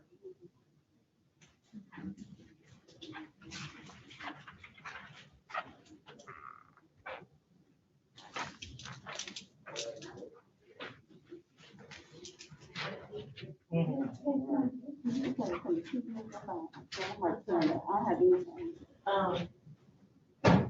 21055. Yeah, I mean, that's the whole thing. I'm thinking.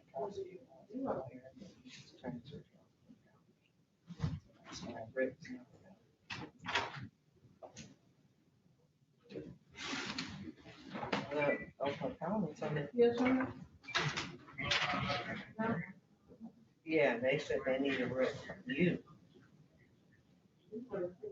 But you didn't get one, so they probably would need like. Yes, ma'am.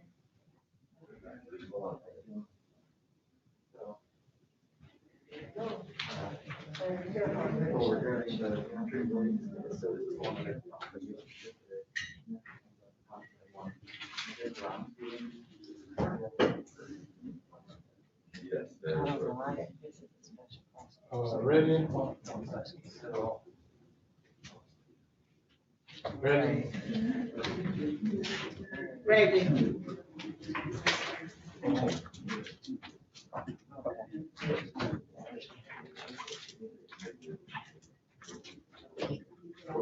If you want, I can bring it out to you. Okay.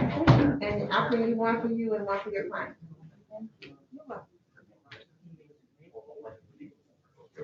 Reggie, Yes, Your Honor. Good morning. 315, is that yours? Yes, it is. Did you get them here earlier? I suppose I could. I know I spoke with the defense yesterday. He said my witness shows up, he's gonna waive. I know my witness is gonna be there. I spoke to him yesterday and he asked me where should I park from across the street. So if we could do it by Zoom, you can that'd be great, but we're ready to go on that 315. Yeah. You move it up at least 1:30. 1:30? I'm trying to get Mr. O on the line. Yeah, cause. Oh, so that's why they moved you.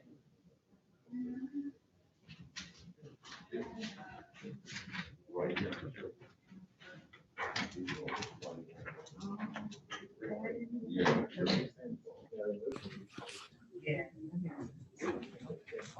So yeah, he was at Wayne County.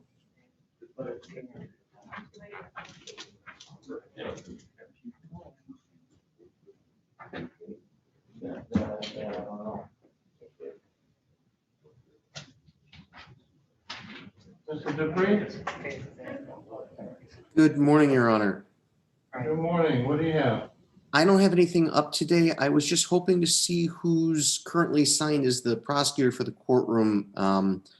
I needed to talk to him about possibly seeking a adjournment for a future exam. Mr. Dupree, that would be me, and this is Matt Stoloff. How are you doing? Good. That's what I thought, but I just wanted to check. I will drop you an email. Thanks. Thanks. Thank you, Your Honor. All right. I'll get back to you as soon as I'm done in court today. Thank you. Yeah. Right. I got you. I mean,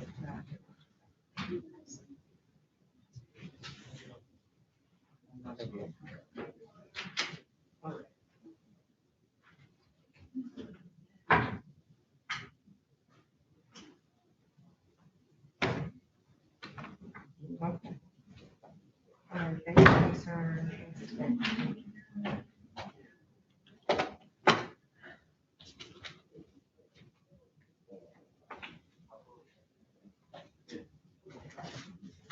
Did you give me the file? Did I get the file? Oh.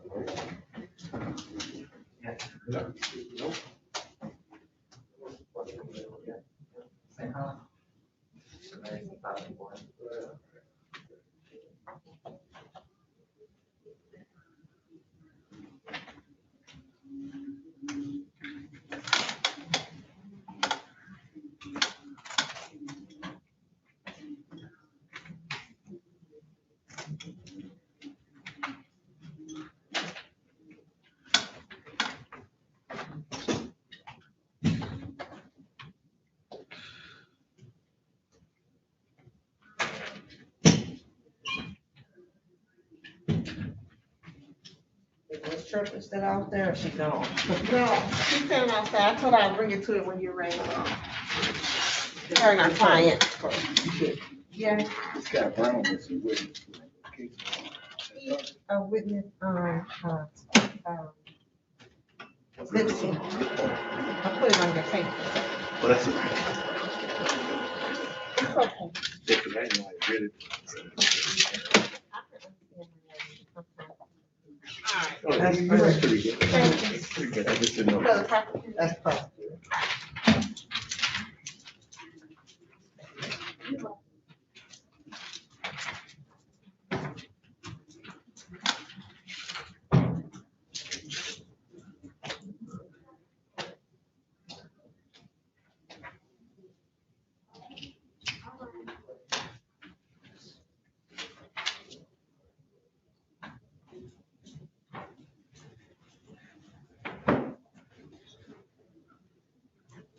Damon still has not shown up.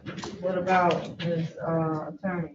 No, I haven't seen Ms. Brownwell. Judge, my witness said any time for 3:15, he said whatever. Just let him know. Get Mr. O. No. I just texted him to appear via Zoom so we can kind of discuss the matter and then see what time we want to come back. And we can do it by Zoom as well. Okay, yeah. No, do you have anybody on field yet? Just my OIC. Again, like I said, we were given like 3 different dates we went through. And I was surprised to know that was today as well. I thought it was the 16th. But I found out last week, so I did email defense counsel to confirm. I didn't hear back from her. And so here we are. So you thought it was the 16th, man? I did, because the last time we were here, Mr. Brown appeared late. So Ms. Barnwell was reassigned. And I believe the 9th was probably the same Friday of that week when Mr. Brown was late to appear. So I believe we tried to set it for the 12th, and Ms. Barnwell had an issue that we jumped to the 16th, which was my understanding. That's what I wrote in my file. However, I looked up the ROH, saw it. I called here. I spoke with Antel. Antel confirmed it was today. So I sent out the subpoenas, and well, here we are.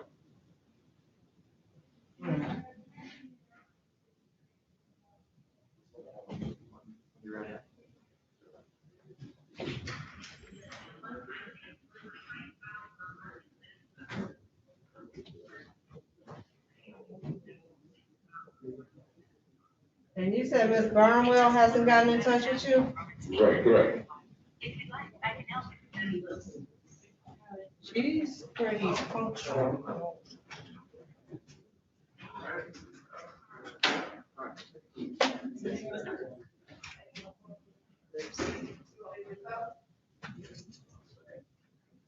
And everybody on Lipsy is here? Yeah, you have the defense attorney and the client and the defendant. The witness. And a witness.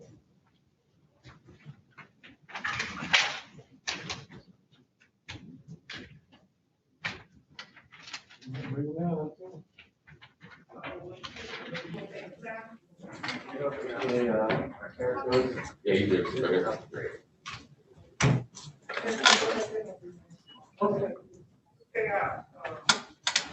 Well, Judge, what did you want to do on Steele? You got sworn on.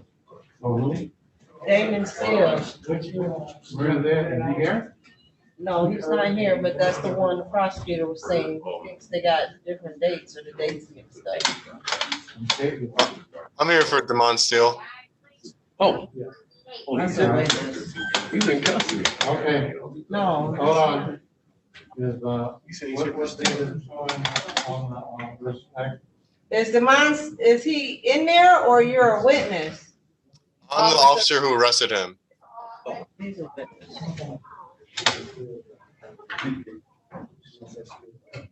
I'm sorry, what'd you say, Judge? What's the rest track and say, it says for today? Yeah, it says for today. You don't, you call it. Yes. All right. Ready on Damon Steele? Ready? Calling case number 1859294, the people of the state of Michigan versus Damon Steele. Defendant is charged with count 1, insurance certificates, possession, sale of stolen counterfeit. This matter is scheduled for examination. Defendant has failed to appear.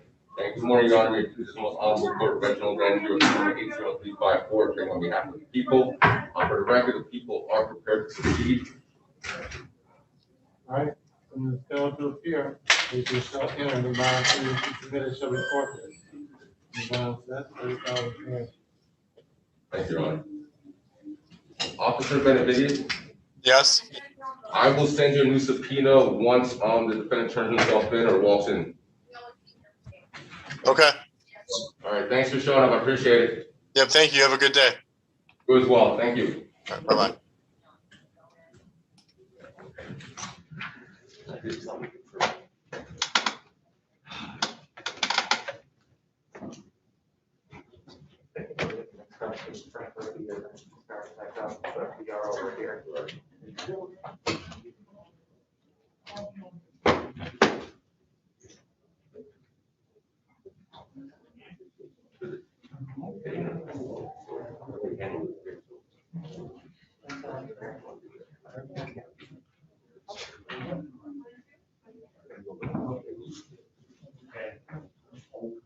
I went to go back and these tests were short.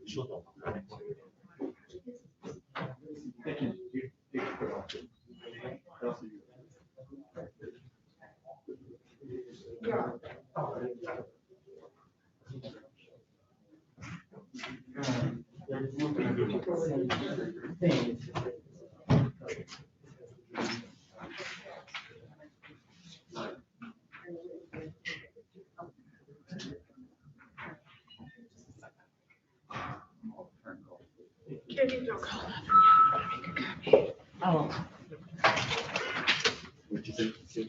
No, I'm trying to think they're right. Oh, yeah. He's trying to get his paper.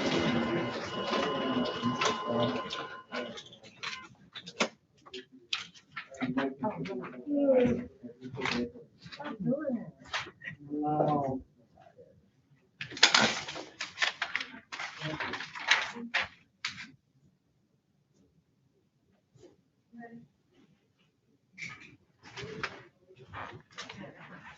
You ready on Lipsy? Calling case number 20600132, the people of the state of Michigan versus Eric Lipsy. Defendant is charged with count 1, assault with intent to murder. Count 2, assault with intent to do great bodily harm, less than murder or by strangulation. Count 3, weapons, firearms, discharged in or at a building causing injury. Count 4, weapons, dangerous weapon, carrying with unlawful intent. Count 5, count 6, count 7, count 8, weapons, felony, firearm. This matter is scheduled for examination. Good morning, Your Honor. Eric Posey, May it please this honorable court, Jerome Barnes, P. 28321, representing the defense.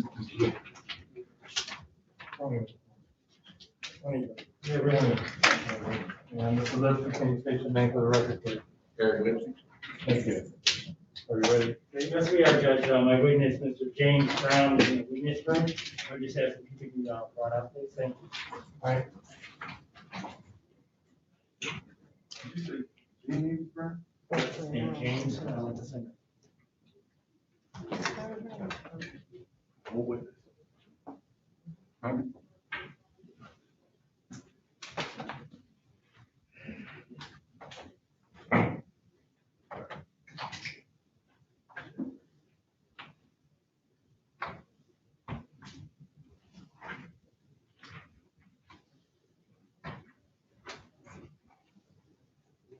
Is count 2 in the alternative to count 1? No, Judge, it's a separate count. How? It's in response to a Michigan Supreme Court or a Court of Appeals opinion wherein in the alternative cases, charges, like if a charge A went, the defense requests the TDA. Sure. And if he's acquitted on the felony fire, on the A wing, the felony firearm is attached to that felony firearm, you cannot change, switch it over to attach the felony firearm to the TDA. So that's why it has to be charged the way it is. I know it doesn't make sense. No, I understand that Okay. the felony firearm has to be also charged that way, but. Yes. It's still in the alternative. You're not saying that. You're right. Two separate. You're absolutely right. I see what you're thinking. Right. It's one and the same act, two different theories, two different felony, two different firearm counts. Okay. Thanks. All right, thank you.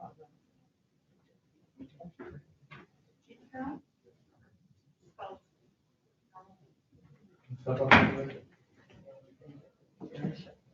Raise your right hand. You swear or affirm to tell the truth, whole truth, and nothing but the truth, so help you God. Yes, sir. All right, you close the door right here for you, guys, please.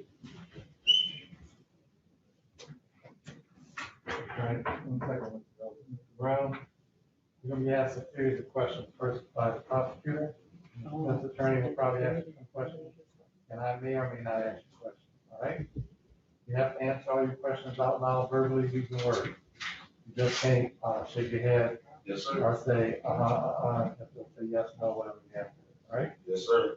Also, when you ask the question, please, if you could just answer that question and stop. Yes or no, say yes or no. If they need additional information, they'll just ask you another question, all right? We all have a tendency when we're talking about something, especially an event that is traumatic, we tend to rattle. Okay, this happened, and this happened, and this happened.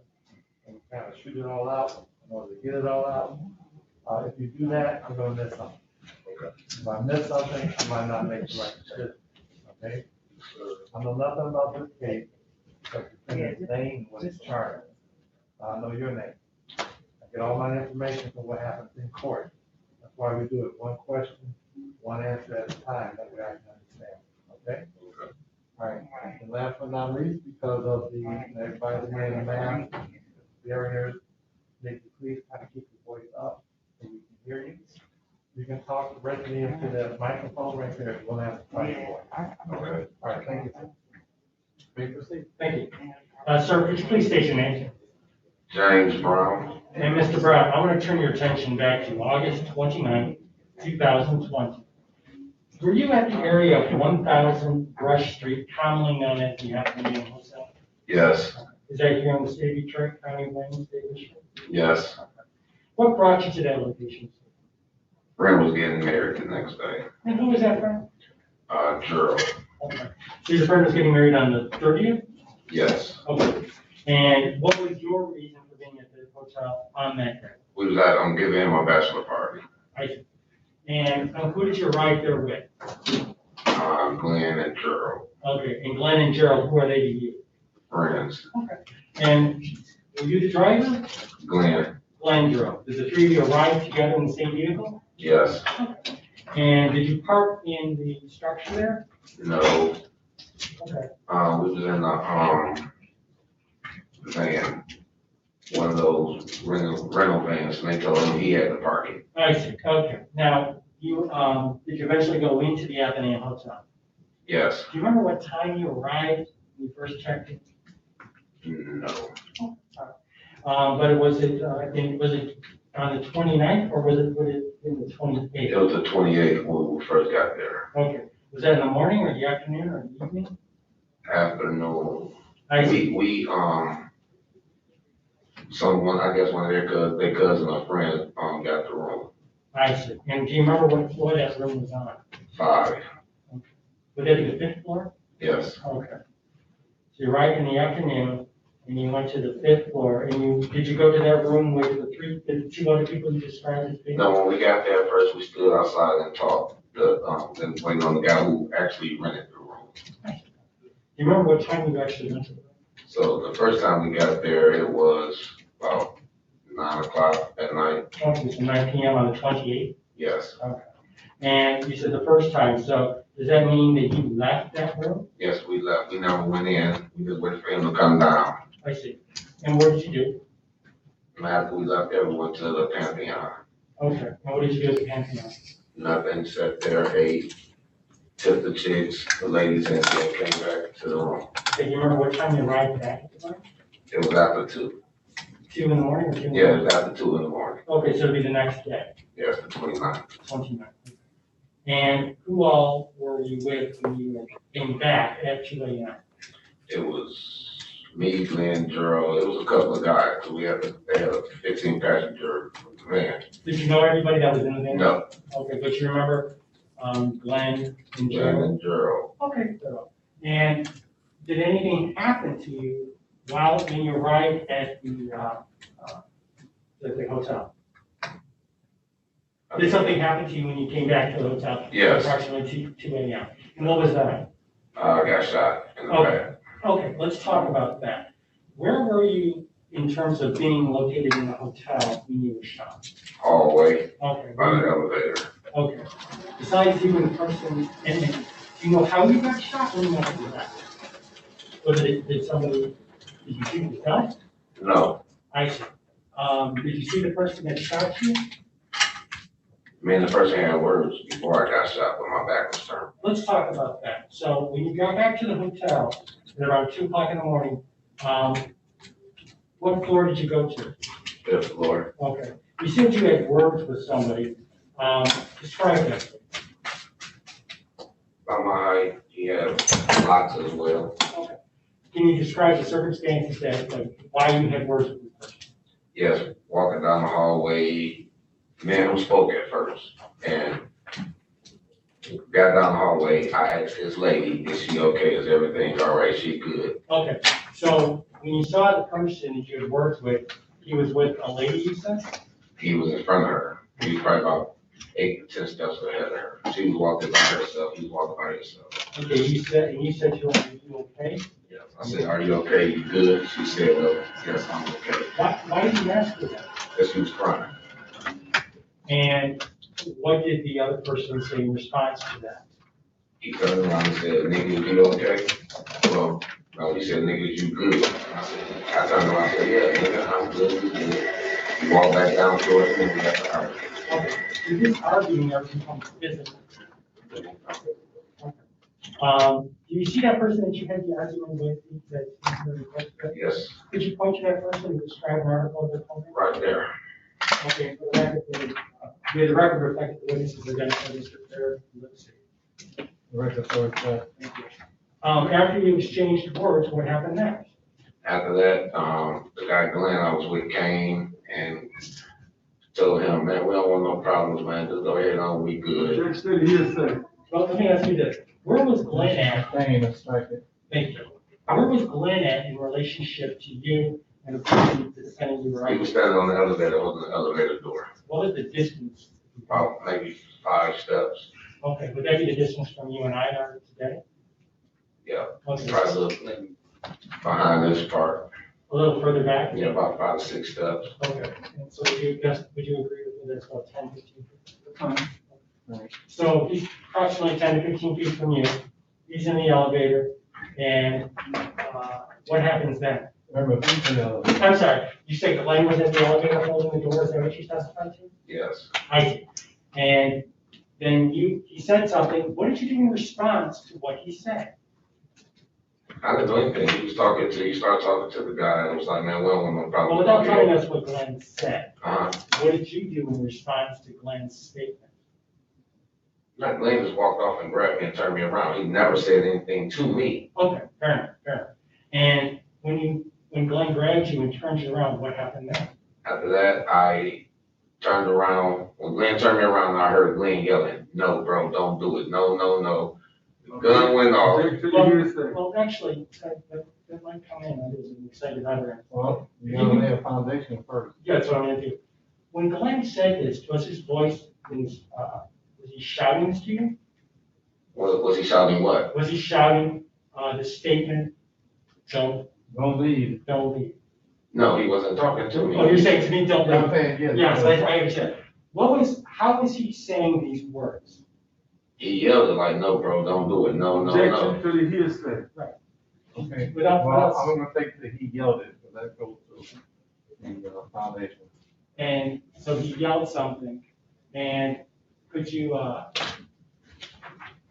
determine if he was saying it loud so that you could hear it? Yes, I heard everything Glenn was saying. Was Glenn saying this did he sound panicked? Yes. Did he sound excited? He sounded nervous and scared, and he was yelling. Glenn was yelling, "No, no, no." Okay. Judge, I think that's sufficient foundation for that. What's the objection? It's hearsay. What, that he sounded nervous and scared? He said he sounded nervous and scared, that's what the Yeah, script. that's speculation. Well, have you heard him sound calm before? That's speculation. Yes. Have you heard him sound nervous before? Yes. He was calm. Glenn was calm when he was talking to him, saying, "Bro, go ahead on, we good. We don't want any problems." My question was, Okay, no, just, hold on, Mr. Brown, right now, I just need, I don't want you to say what Glenn said. Okay. But when the question he's asking you is how he said it, and what you saw in terms of his face, his voice, that kind of thing. Okay. Okay? Yes, sir. And we gotta get through that part first. how long have you known Glenn? I've been on Glenn since 95, 96, 97, somewhere in there. In those 25 years you've known him, have you seen him excited before? Yes, Have you seen him in a calm manner before? yes. The way that he was saying these words to you, did he appear to be calm? No, Did he appear to be excited? No, Did he appear to be nervous? yes, Did he appear to be frightened? yes. Guys, I think that's the proper foundation to allow this statement. You want to avoid the hearing, the issue of whether or not it's, excited utterance? No, I'm not gonna vote it on. I'm gonna reserve, I will have an objection for the record. Okay, all right, then the clerk's going to, declare that the comment that person Glenn made while, at the elevator after he grabbed the witness, made a statement that it was an excited utterance. Notice for the record that the defense, object and, reserve any, And so, in that state of mind, if you observe the man, what did he say as, in that excited state? I can't hear you. What did Glenn say to you in that excited state of mind? When he never said anything to me before he came off the elevator. What did he say? No, when he came off the elevator, he was talking to the guy. He never said a word to me. Understood. What did Glenn say though, when he was excited? Oh, he just yelled, bro, don't do it. No, no, no. Okay. To whom was that directed? Who did he say that? To the gentleman over there. The gentleman over there being, Eric, is that the defendant? yes. Okay. And what exactly did he say? I'm sorry, bro, don't do this? He said, no, bro, don't do it. No, no, no. And then what happened? The gun went off. And what happened after the gun went off? Glenn turned to run, knocked me down. The gun went, it's like the gun went off and we both fell on the ground. And then what happened when you fell on the ground? After that, Glenn asked me, are you all right? I was like, no. Object to the hearsay. Okay. I'll just, so, all right, and when you fell to the ground, let me ask you this, were you injured at all? Yes, Where were you injured? in my back shoulder. And, did you, seek medical treatment for that injury? Yes, And did you go to the hospital for that treatment? yes. And what was determined was the injury that you sustained? I was shot. And, did you have, any follow-up surgery after that? Can't have surgery Why not? because where the bullet is sitting at, they can't get the bullet out. Was the, okay, so is your testimony that the bullet is still lodged in your back? No, it's like in my neck area. In your neck. After you fell on the ground, and you indicated that, no, you're not good, did you see anything else? After that, when I finally got up, Glenn was on the one side of the hotel, defendant was on the other side. Let me ask you, stop for a second. Are you both still on the 5th floor? Yes, we're still on the 5th floor. Okay, then what did you see? I seen Glenn coming towards me to help me, and then Glenn threw his hands up like, bro. Okay, so he throws his hands up. Did he actually say throw? Yeah, he threw his hands Oh, up. he threw his hands up. And did you see why he threw his hands up? Yeah, so the defendant was pointing the gun at him. Okay. And then what happened? And he said, bro. Well, without telling us what Glenn said, what happened? Oh, well, after that, I peeked around the pillar, and he looked at me, he turned my way with the gun. Who's he? Defendant, The defendant looked at you? yes. Okay, and then what happened then? He turned my way, pointed the gun, and then he took off towards my way, and I jumped up and ran towards Glenn way. Now, you've identified the defendant here today. Is he wearing a mask today? Yes, Was he wearing a mask for that day? it was pulled down. It was pulled out. So, is your testimony, you're able to see his entire face? Yes. And then after the defendant left, what did you do? I can't hear you. After the defendant left, what did you do? I'm sorry? He didn't say that. I'm sorry, what did you? Last I got, he said he looked up, the defendant was looking in his direction, and the defendant started walking towards him. He got out there and ran towards Glenn. Right, Joe, thank you for taking that on that. As the defendant is pointing the gun at you, is he walking towards you? No, What is he doing? he actually ran towards my way, and I jumped up and ran towards Glenn way. I see. And then what happened? He ran down the exit stairs.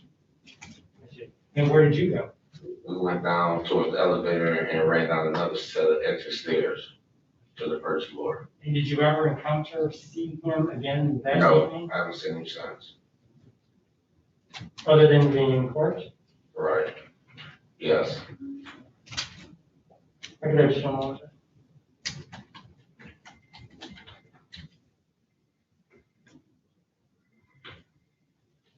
Nothing further for the people.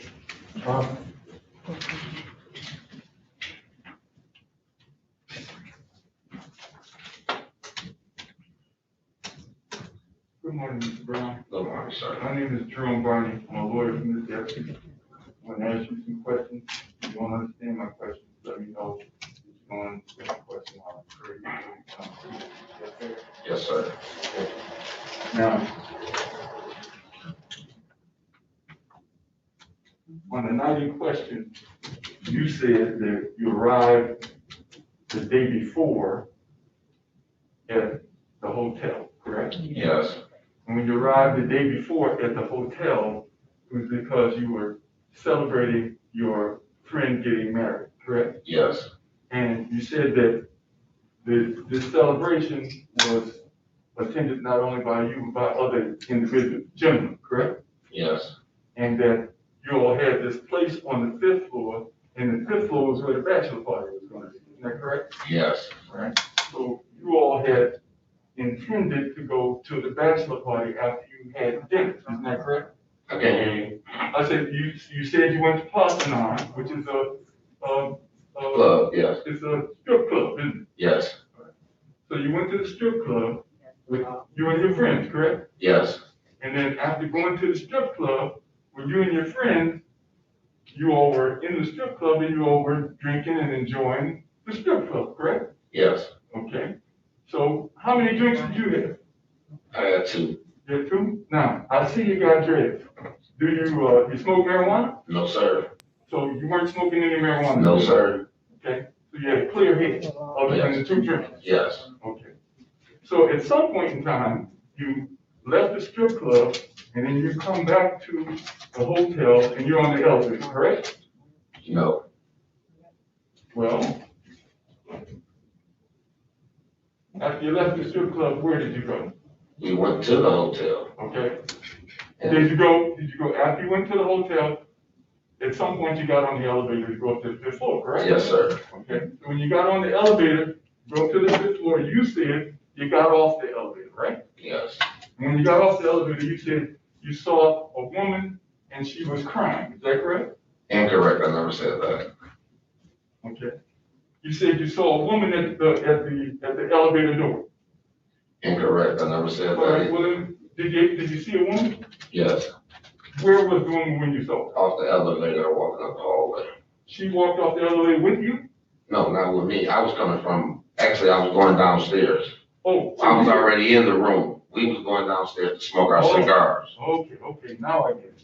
You were already on the 5th floor. Right, we was already there, sir. And you were coming to the elevator. Yes, sir. Downstairs. Yes, sir. Okay, I got it straight now.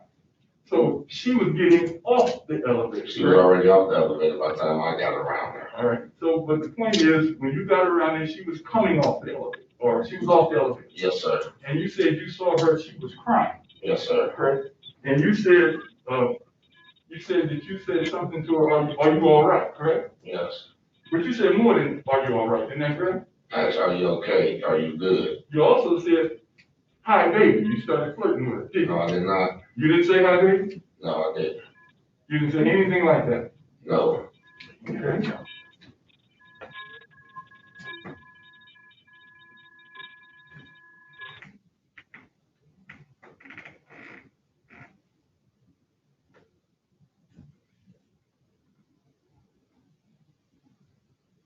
So after you said what you said, Mr.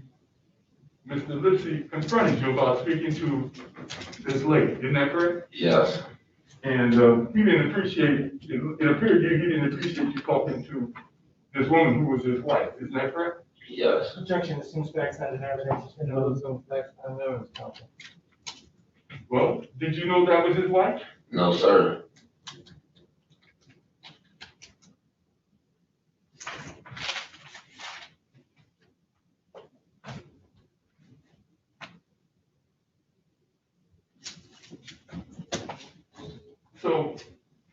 when he came, after this, you said to the lady, you said he approached you, Mr.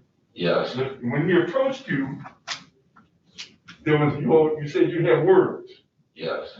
And these words were not pleasant words. They were, Just arguing words and fighting words. Okay, so you had arguing and fighting words, is that correct? Yes, sir. Okay. And then, as Mr. Lipsy got close to you, you punched him. I didn't never touch that man. So you never told the police that? I never touched him. Can I finish it asking my question? Yes, sir. You never told the police. Mr. Lipsy got closer to him. He assaulted Mr. Lipsy by punching him in the face. You never told that to the police? I don't recall, sir. Oh. I never talked to this detective at all, not one time, except when he came to the house. That's the detective you pointed at, correct? I don't know who he is. You was just pointing at him. Okay. When I did the police, you was just pointing at him. And keep looking back at him, so that's what made me say, I never seen that. So you're denying that when you and Mr. Lipsy had words, that you punched him. You denying you punched him. I'm denying I never punched him. And you're denying that you didn't punch him in the face. I never touched that man. So if the investigator's report indicates that you said you never punched him, when the investigator's report says when he got close to you, you punched him, then the investigator's report is incorrect. Is that what you're saying? That's objective. Number one, it's asking this witness to speculate. Number two, it's actually calling on hearsay. The author of the investigator's report is not on the Well, we can call him. You see? Well, when you call them, you can't ask them that. Okay. You don't know anything about that. It's his thing. So, after these words were exchanged, and you didn't punch him. No, sir. You said he then produced a weapon and shot you. I said, I never punched that man, and Glenn got off the elevator and turned me around and was talking to him. That's what I said. I never punched him.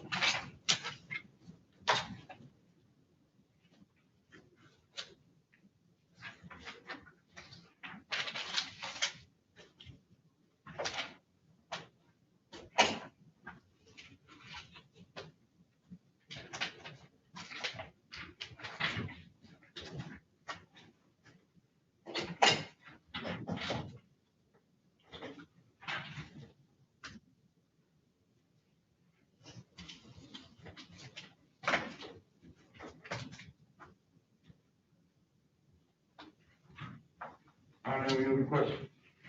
No further questions, please. Thank you. All right. Thank you, sir. You should have Thank you.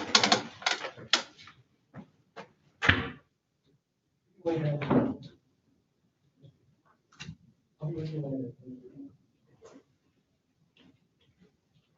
Any further witness? No further witnesses for the decision. I need to call the OIC. All right.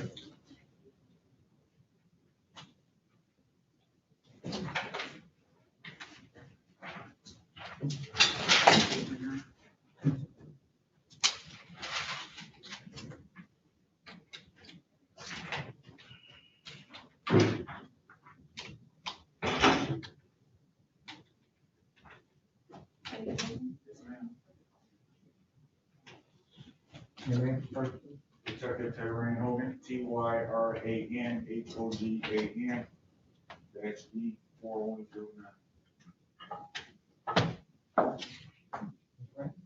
Swear our firm, so the truth, the whole truth, and nothing but the truth, so help you God. So those are the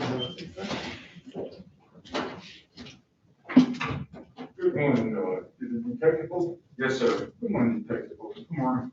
All right, let me direct your attention to your investigator's report of the incident that has brought us all here today. Do you remember that report? I do. All right. And did you Mr. Brown, who previously testified, before you testified, did you speak with him? Yes, I did. Right. And in speaking with him, you recorded what he told you. Is that a fair statement? Yes, it is. Right. And the statement that he gave you, you recorded it, and you included it in your investigator's report, did you not? Yes, I did. Okay. And in your investigator's report, where it says that as Mr. Lipsy got closer to him, he assaulted Mr. Lipsy by punching him in the face. That's what Mr. Brown told you, isn't that correct? Yes, it is. So he never said to you, he never touched the man. He said when the guy got close to him, he punched him in the face. Isn't that correct? Yes. And it was after that Mr. Brown punched him in the face that Mr. Brown told you that Mr. Lipsy then produced the firearm and fired one shot. That is correct. Okay, thank you. I don't have any other questions. And let me ask you, Detective, when you spoke to him, was this at the hospital? This is at the hospital, right? Yes, it And is. he was, this was on the 29th, is that correct, to talk to him? I would have to Would see my that help report. refresh, you can look at the statement that you took from him, would that help refresh your recollections to the time and date? Yes. I just handed you, a statement, is that correct? Yes. Okay. Can you have a chance to review that, look up? The 29th, What time was that? around 5:30 a.m. 5:30 in the morning. And in the course of this interview, at some point it came to an end, isn't that right? Yes, In it fact, is. you asked him if he was under the influence of medication, correct? I believe so. In fact, he indicated that he was given something for the pain, isn't that right? Yes. Okay. And so, but you're not a trained doctor, are you? No, I'm not. You're not a pharmacist, of course, are you? No. You didn't inquire as to what medications for pain that he was given, correct? Prior to talking to him, is that true? True. And so, to the best of your knowledge, you don't know if, in fact, he was under the influence of a narcotic for that matter. Would that be true? True. Okay. So you would agree with me that if he gave a statement to you, he may not have been in the state of mind that he is today. Is that true? Yes. Yeah, that's pure speculation. You're- I got the. You get the gist. Okay, fair enough. And this was less than 24 hours of the shooting. In fact, this was 3 hours after the shooting. Is that true? True. You interviewed him at the hospital in the emergency room, isn't that right? True. Nothing further. Right. When you interviewed Mr. Brown in the hospital, in the emergency room, he was able to articulate his feelings and what he heard. Is that correct? I'm not really sure how to answer that. Okay, well, I mean, you're a trained police officer. Correct. And I mean, you're an investigator. That means you got some specific training. Correct. All right. And in your specific training, it is to get the facts as they have been spoken to you and not to embellish. Isn't that correct? Correct. Okay. And when you wrote your report, you didn't embellish your report by putting something fictitious in that report, did you? Absolutely not. So if it's in your report, then it was something that came from the individual who you indicated made that statement to you. So these are all leading questions, by the way, and this is redirect, not to cross. Okay. We've already gone through it. I got it the first time. Okay. Yeah. Take that. Thank you. All right. I got it. Okay. Anything further? All right, thank you. You step out. And Judge, with that, people move to, final vote. Sorry. John, this is a credibility issue here that makes Mr. Brown's testimony incredible. How can you say that I never touched the man? And in fact, he tells the detective that we had words, and then when we had words, he approached me, I punched him in the face. This is a stranger he never knew. to somebody he never knows. His wife is, or whoever the lady was upset. He mentioned something to him about speaking to the lady who high baby. He omitted the high baby. Okay, but that's okay. And then he admits, I punched him in the face. To me, that's self-defense. Self-defense is an absolute. Self-defense is an automatic question of fact, isn't it? Yes, it is, sir.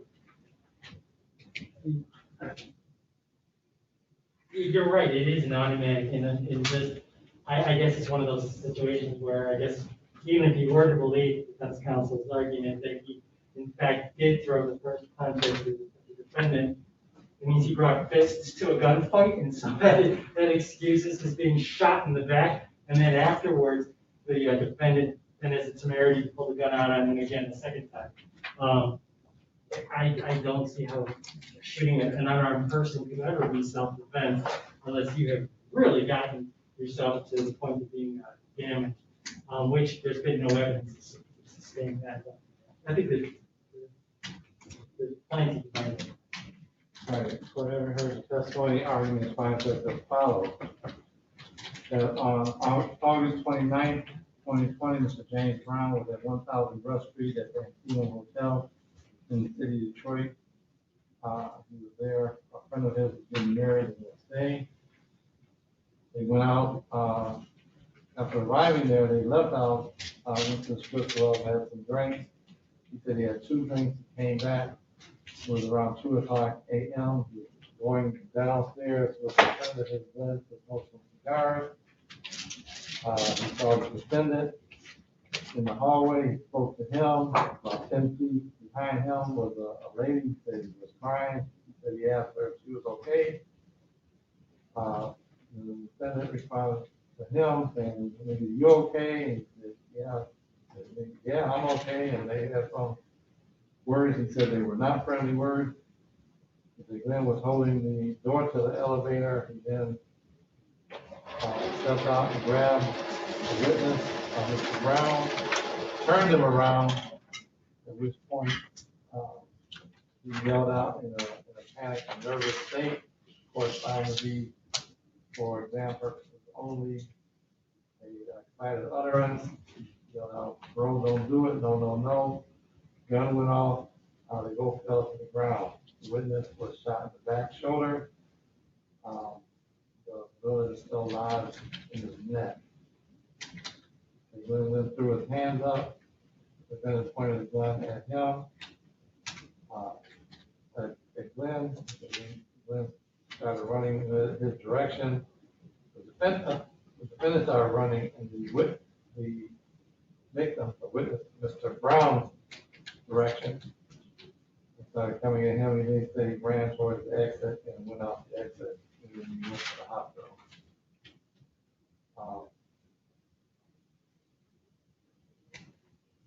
Then we heard from Detective Tyron Hogan, who testified that he did speak to the victim approximately 3 hours after this incident while he was at the hospital.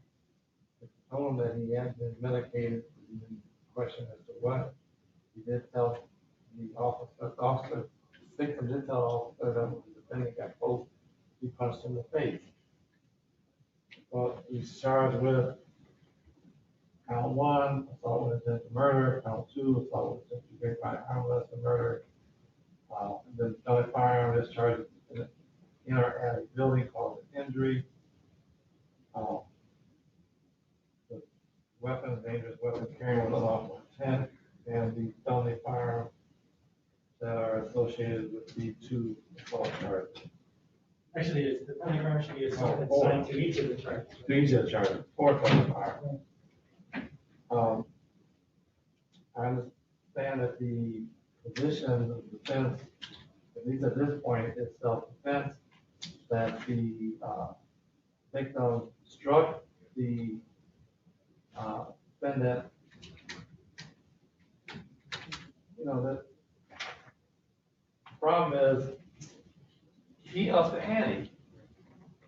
Even if he was hit, he upped the ante. He then produced a gun and shot the man. Not only shot him, they shot him in his back.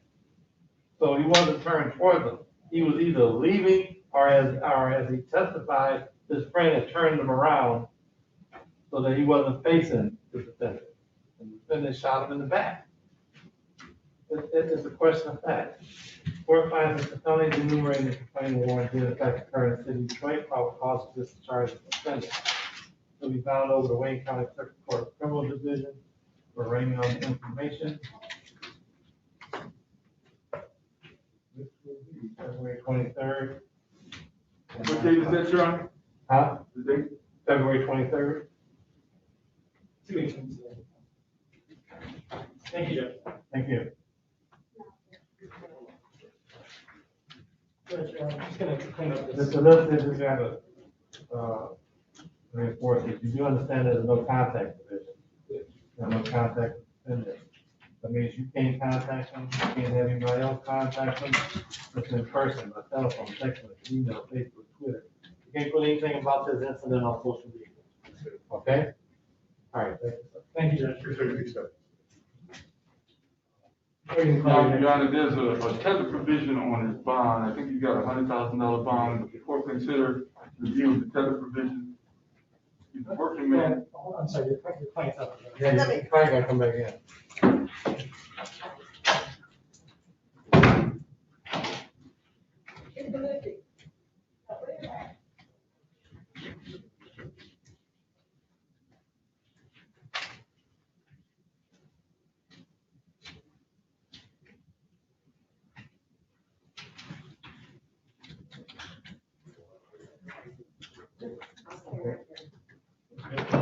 Mr. Vinci, your attorney was raising the issue regarding your bond. Right now, he has 100,000, 10% with a tether. Hours of release, 8 a.m. to 8 p.m. Why would I remove the tether? No. You asked me to remove the tether. You asked me why remove the tether? Why should you?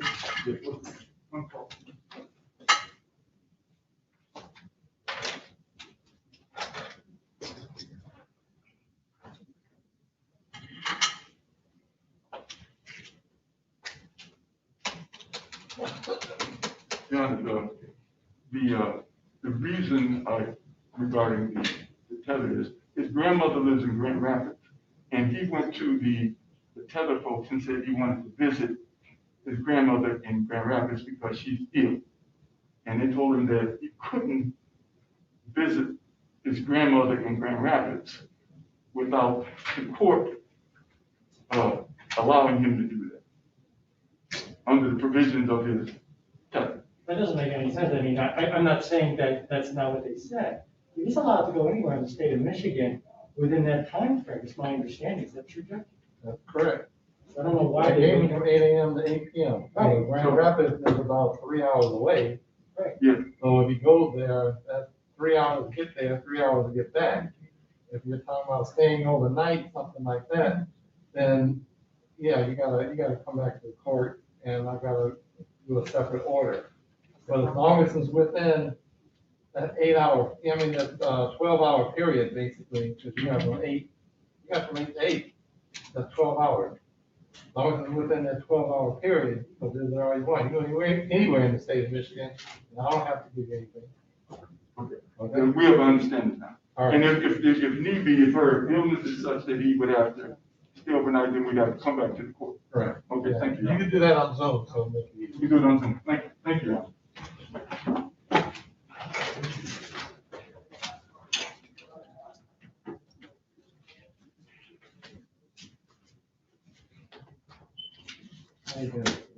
I'm so well, Judge. I've been very, very blessed in that nobody in my family has come to this night.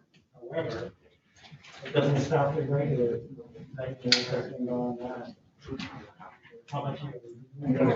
Barney, how you been? Been a long time. Judge, 72 and still rolling. Okay? That says it all, huh? Yeah. Well, you're looking good. Thank you, brother. Thank you. Take care, man. Bye, bye. See you.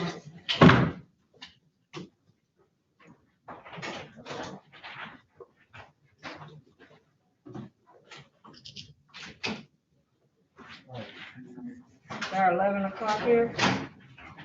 Let me check.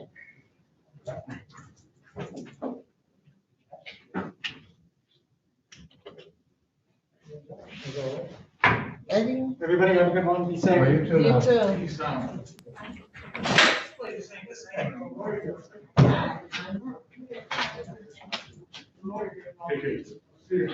Oh, sorry. We ain't get Mr. O. No. Sorry, not yet. Should be in there. CPC on top, September 13th. He's right here. Oh, cool. Thank you. Thank you. I thought he was coming on Zoom. Is that what Reggie said? I really said it ain't came. Yeah, somebody need to get heat. What are you trying to do, Judge? What do you want him for? I want to move us to the exam. To what time? 15 to 1:30 at least. Eddie, I'll do it on Zoom. Eddie is not here. His attorney is on the Zoom call on another case, but the defendant isn't here. He called it. Who is it? I'm in the attorney. You don't?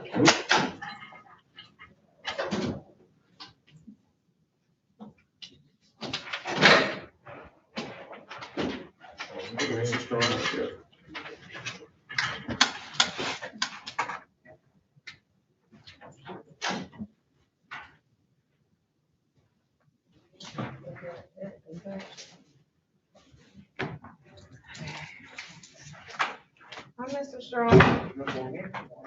You know. You ready? Calling case number 2059794, the people of the state of Michigan versus Richard Eddings. Defendant is charged with count 1, breaking and entering a building with intent. Count 2, larceny in a building. Habitual offender for notice. This matter is scheduled for examination. Defendant has failed to appear. Good morning, Your Honor. Matthew Stoll on behalf of the people, P83358. Randy Strong appearing on behalf of Mr. Eddings, Your Honor. He is not present today. I can't explain why he's not here. You can show this, you can divide previously submitted to the court. Divide said 30,000 cash.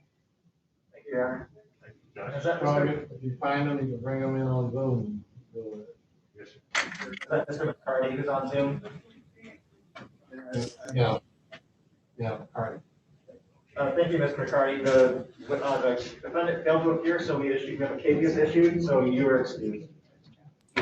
Thank you. And we'll let you know if he frankly himself in and we get a new court date, we'll let you know. Okay, thank you. I appreciate it. Thanks. How was the business on Zoom? Oh, he called, I sent an email to Shitty and I spoke with Mr. Strong. I got an email, when I spoke to him yesterday, his wife is pregnant. And he wanted to know if he could zoom in to protect her safety. And Mr. Strong didn't have any objection to that. I attempted to contact the court regarding that. All right.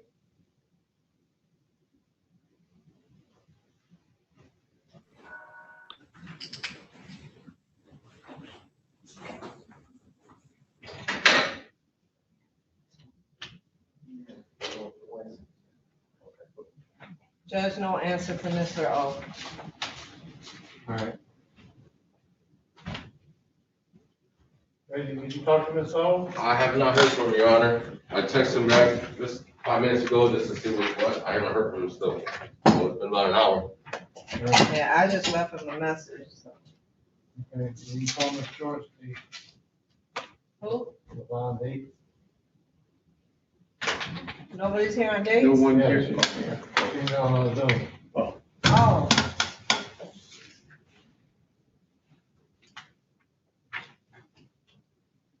Calling case number 2062611, the people of the state of Michigan versus Levon Dates. Defendant is charged with count 1, controlled substance, possession cocaine, heroin, or another narcotic less than 25 grams. This matter is scheduled for examination. Good morning, Your Honor. Matthew Stoll on behalf of the people, P83358. And good morning, Your Honor. Mallory Aldo, P79861. I'm appearing on behalf of Levon Dates. He is not present today, Judge. It is the date and time set for the preliminary examination. To date, I have not had any contact with him. I cannot explain his whereabouts at this time. Order investigating. Thank you. All right, KP shall enter. Any bond previously submitted shall be forfeited. The bond set at 30,000 cash. Thank you, Your Honor. All right. Thank you, Your Honor. Everybody take care. Okay, thank you.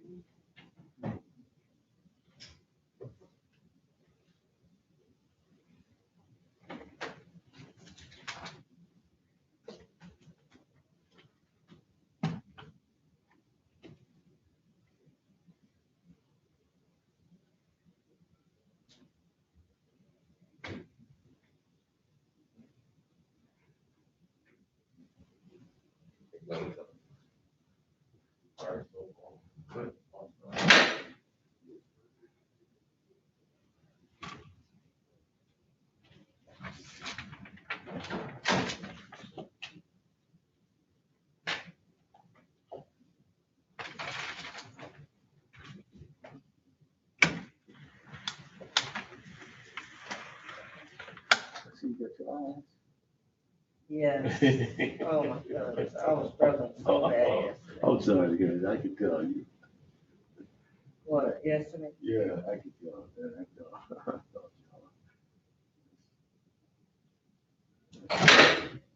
All right, Mr. Ho is on his way on Zoom. Oh, cool.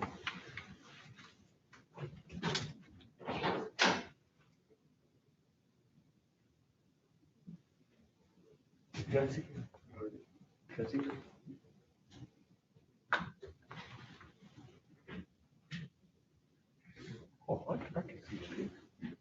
Oh, yeah, I can see it. Well, you must have similar prescription.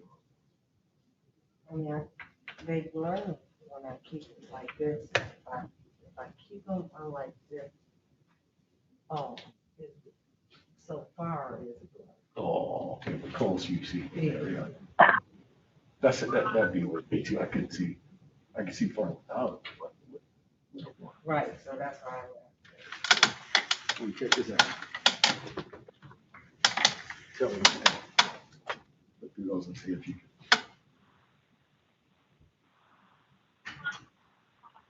Hello? Oh, really? No. Okay. Yes. Was it? Okay. Hello? Can we help you?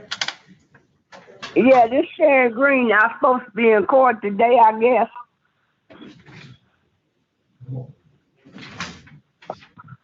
I don't have a Sharon Green on my docket, ma'am. You're in the wrong courtroom.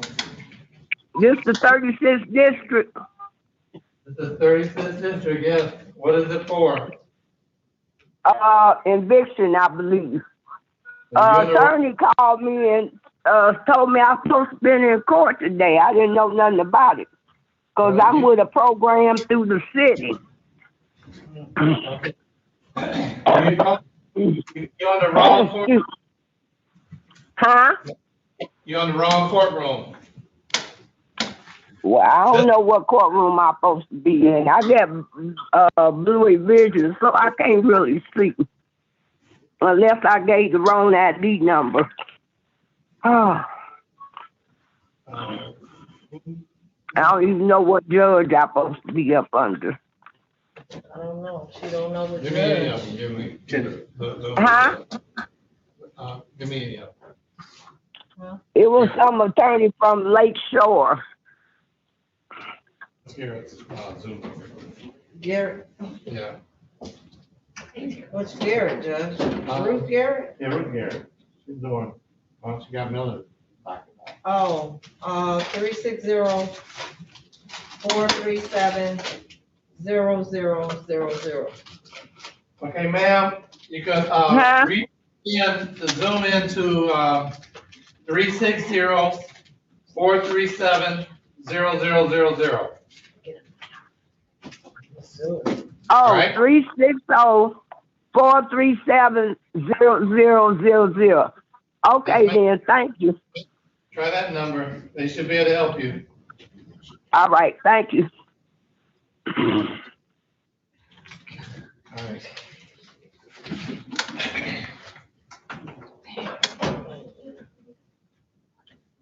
Mr. O, Yes, Judge.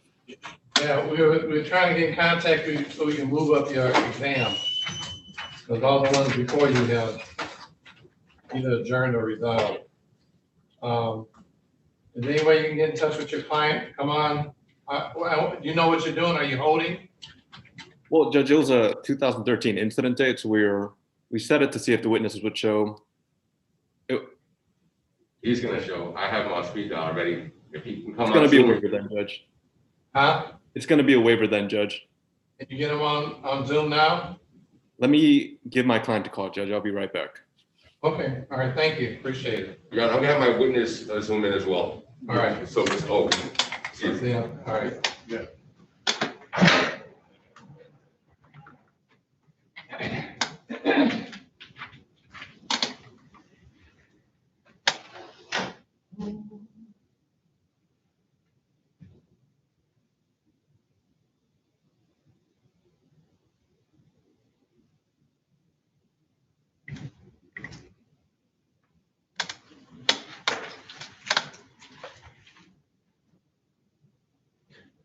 Hey, is Carmen here? Hmm? Did you see Carmen? Carmen? Not her, the other Carmen. I haven't seen her today. Okay. Wow. Oh, she asked me to get something for her. I was trying to catch up. She actually did something. Yeah, that's between two adults. You know what?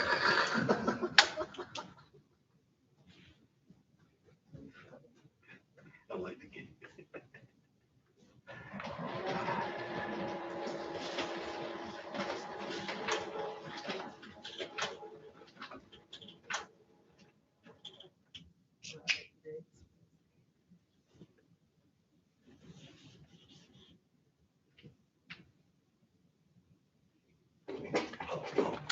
So, remember the guy that's at Oakland? They're gonna just join you, right? Mhm. What about? He said he gave him another date. No, that's a special prosecutor. Oh, okay.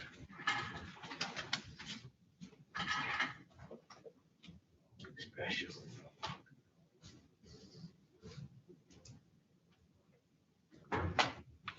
Is Mr. Cozy a special prosecutor as well? Huh? Is Mr. Cozy a special prosecutor as well? Yes. Okay. Yep.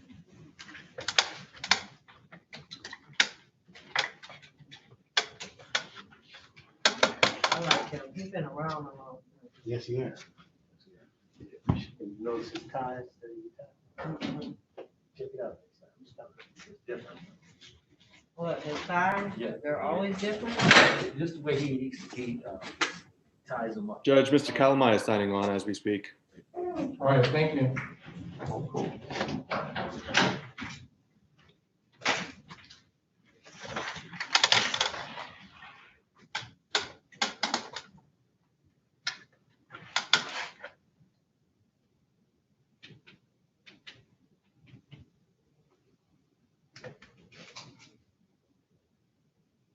Did you get your witness? Reggie? Yes, I did. I'm texting him the ID now.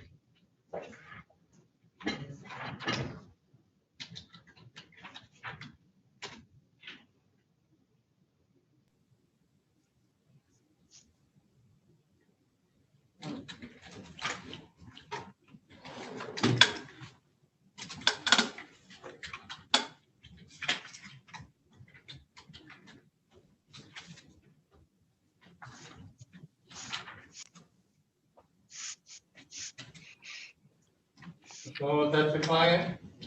Yes, Judge. Mr. Calamai, can you hear us? Yes, sir. Take your hat off, please. Oh, sorry. No. Are you driving? I'm parked. Okay, thank you. My pleasure. All right. Yeah, you wanna call it? You wanna call, Mr. Calamai? That's the 315. Calling case number 2055640, the people of the state of Michigan versus Micah Kalmai. Defendant is charged with count 1, state identification card, false application. Count 2, state identification card, false application. Count 3, motor vehicle code, false certification, imprisonable by personal information. Count 4, count 5, identity theft. Count 6, identity theft. This matter is scheduled for examination. One of your honor, one of your honor, to report, please, on the court, Reginald, number 80354, on behalf of the people. Good morning, Judge. It's the Neighborhood Defense Service by Glen Oak, PA 3424, appearing on behalf of Michael Calamai, who's joining us on Zoom under the name L2K40. Mr. Calamai, state your name. Micah Calamai.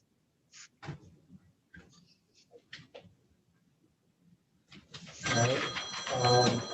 What are we doing? The court has to move this matter up. Judge. Yes, sir. Yeah, this matter was set for an in-person examination at 3:15 p.m. At this time, Mr. Calamai is choosing to waive his right to his preliminary examination and asking to be bound over for further proceedings. All right, do you have any objection? No objection, your honor.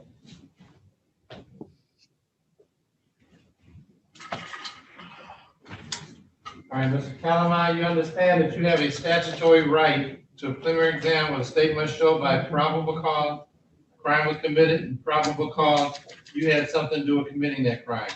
You understand that, sir? Yes. Has anybody promised you anything or threatened you in any way to get you to waive your right to preliminary exam? No, your honor. You waive your right freely and voluntarily after having the opportunity to talk to your attorney about it. Yes, your honor. And do you have any objection to the court signing your name to the waiver form and initialing off? No, your honor.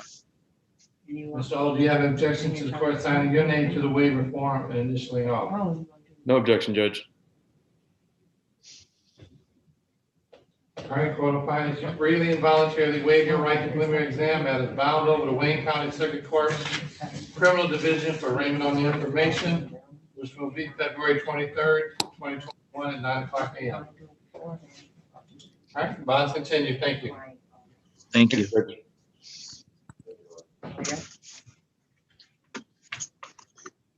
And thank you, Mr. O. He's gone already. You say it's 26, your honor? Oh, 23rd. 23rd. I was saying thank you, Mr. O. Yeah, 23rd. Thank you, your honor. I'll take it, I'll take it. Yes, how about you? Oh, okay, yeah, I get mine this Thursday. My second one. Do we have a Emmanuel Lett out there? I'll double check, but I don't think so. No, but so far, no. Or Jefferson. Thomasine is not here yet? She wasn't. All right. All right, you stay safe. All right.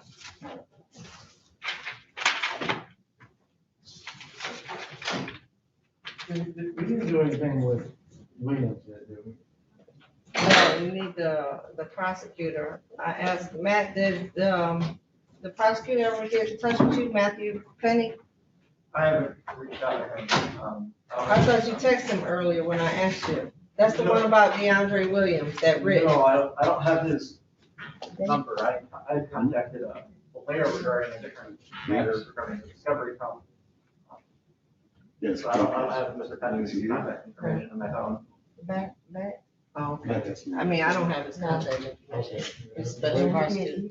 Wait till 1:30, I guess. On that and Proctor. Nobody. Yep, we got two more. We got Let and we got Proctor. No, let is not out, there's no one out there.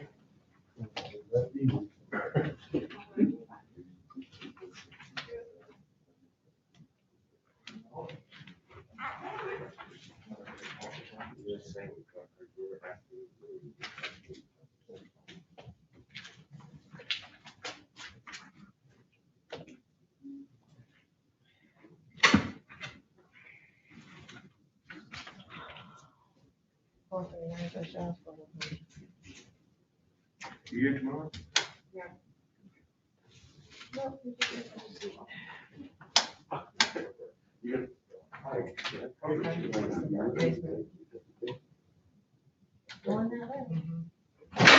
Okay, whatever you do, let us know. Just keep us posted. Well, I just do my part. I just hope that's what. I'll be here for you. Okay, great. Eventually, I might start doing it too. I don't know. I might, I might let it go a little bit. I'm ready to do some travel. Right, you're welcome. And with this, they coming out, it really shows how much time. I'll make sure I get it right.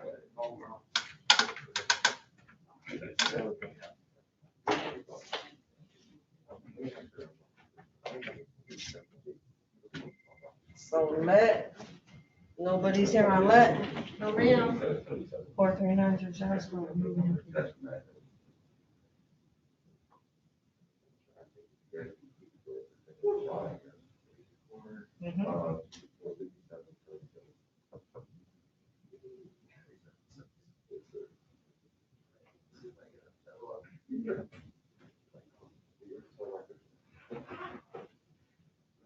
I mean, did they know that? Yes, okay. Time with PCC?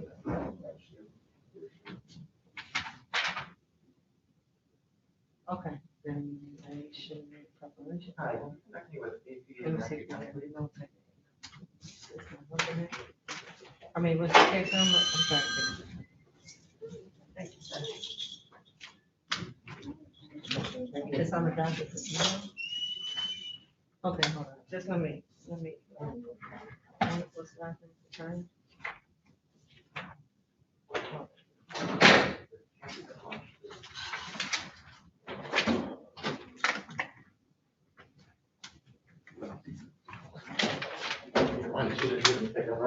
No.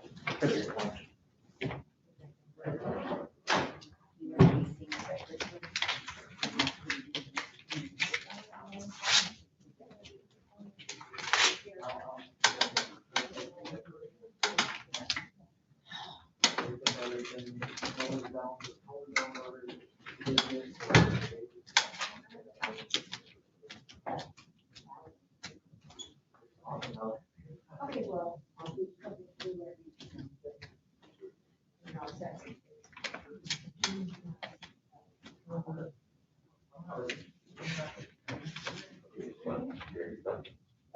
Yeah. I don't know if he has an afternoon, not in the morning. Excuse me. Okay.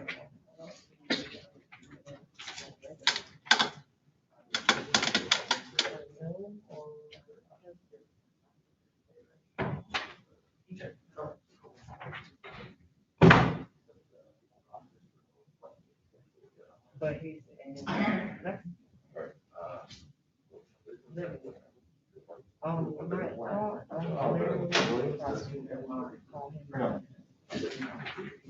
One thirty is the tattoo one, 2:30 is, homicide. I'm again.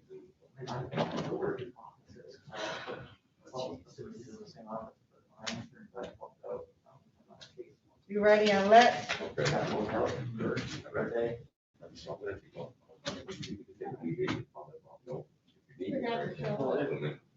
Calling case number 2059805, the people of the state of Michigan versus Teron Letts. Defendant is charged with count 1, weapons carrying concealed. This matter is scheduled for examination. Defendant has failed to appear.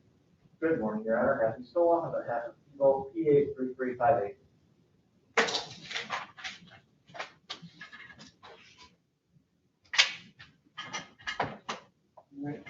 Ronald left failed to appear, failed to appear, if you're still here.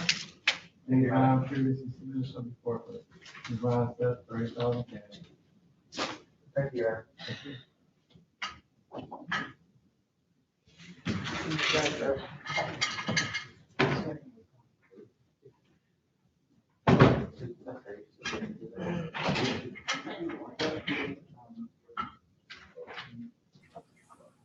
Your Honor, I believe that's agent cost, MDOS.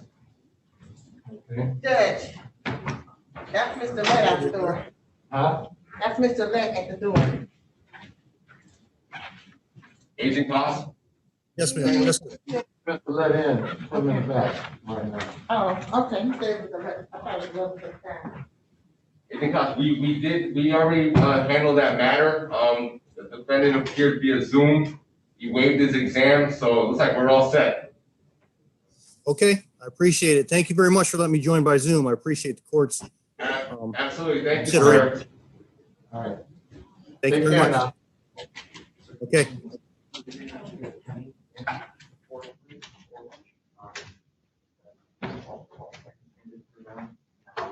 Who's his attorney?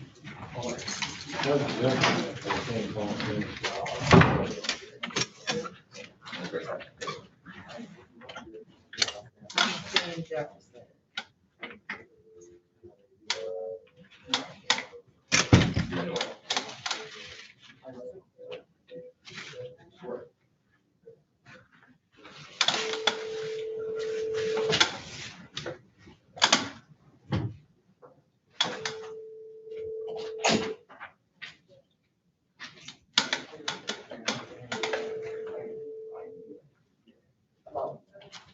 Hi, Ms. Jefferson, how are you?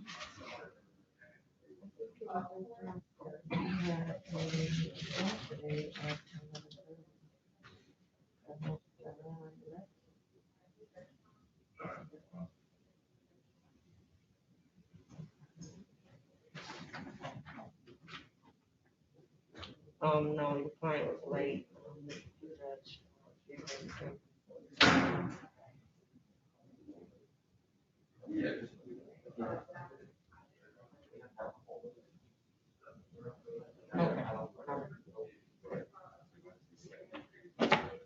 She says she's with, Judge Kavanaugh right now. She thought it was at 1 o'clock.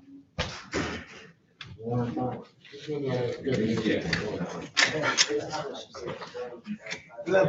don't drop, you drop one and one. He called downstairs. He called downstairs and they gave him his lawyer information, the courtroom, and the time. And they told him 11:49. They told him 11:45. They start court, and that's then they gave him 11:45. They gave him the attorney, courtroom, and the time.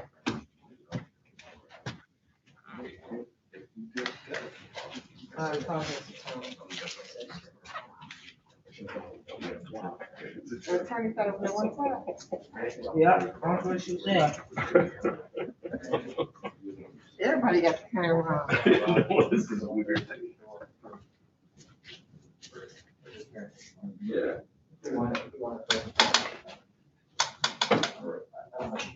They did that when it was about, well, whatever.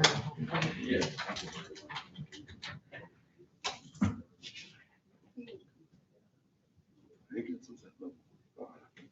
They did that.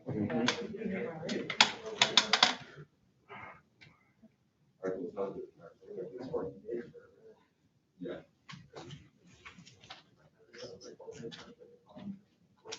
So what will we have? That's the 1:30? they bringing him over? Yeah, we have a 12 o'clock to and 1:30, we gotta wait to prosecute. We might not have to have, we might have to do 1:30. Right.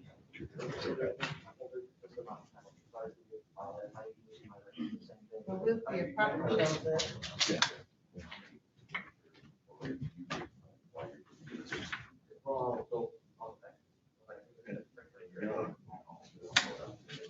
He called earlier. No. His attorney called earlier for some reason.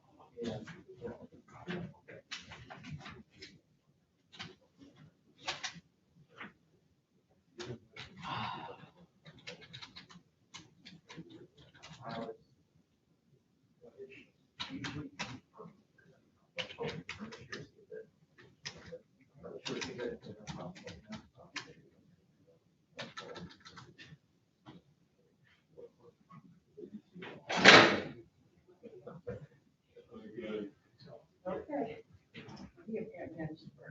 No, yeah, that's it. Hey, Rita. Hey, Judy, how's everybody?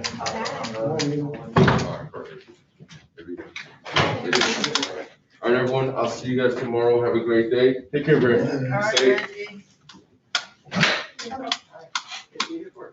Proctor, exam?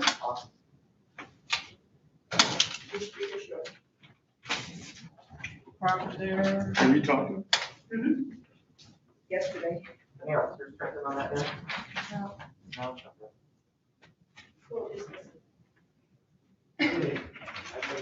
Getting a lot of out there that haven't been showing up recently, and I'm not sure why.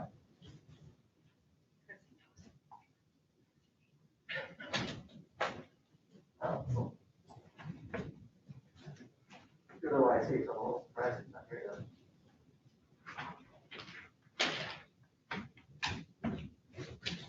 It's good to see you, Jeff.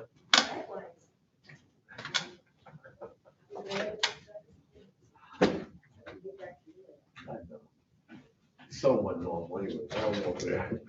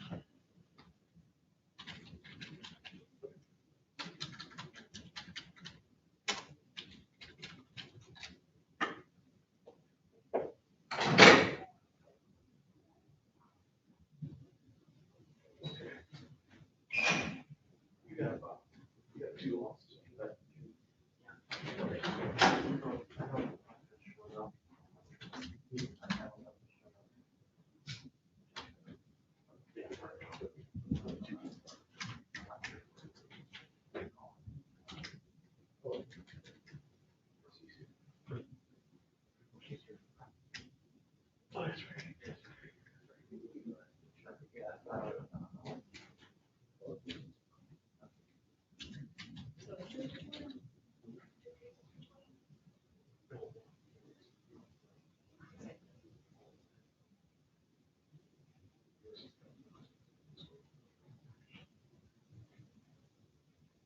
here. Let's get it kind of mixed up.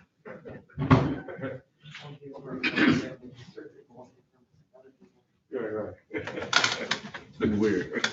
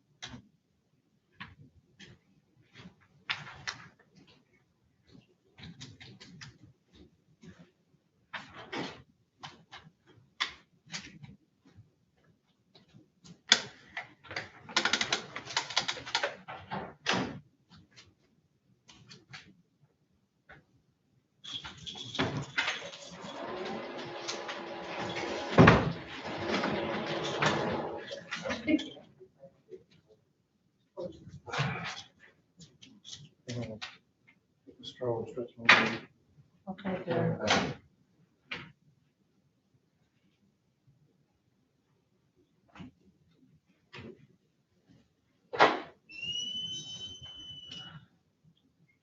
Where your client at?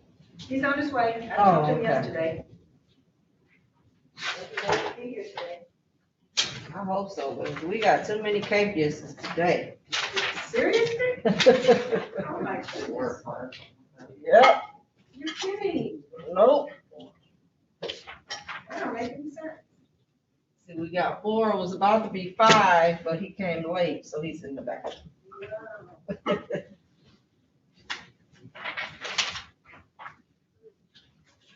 I hate doing capias.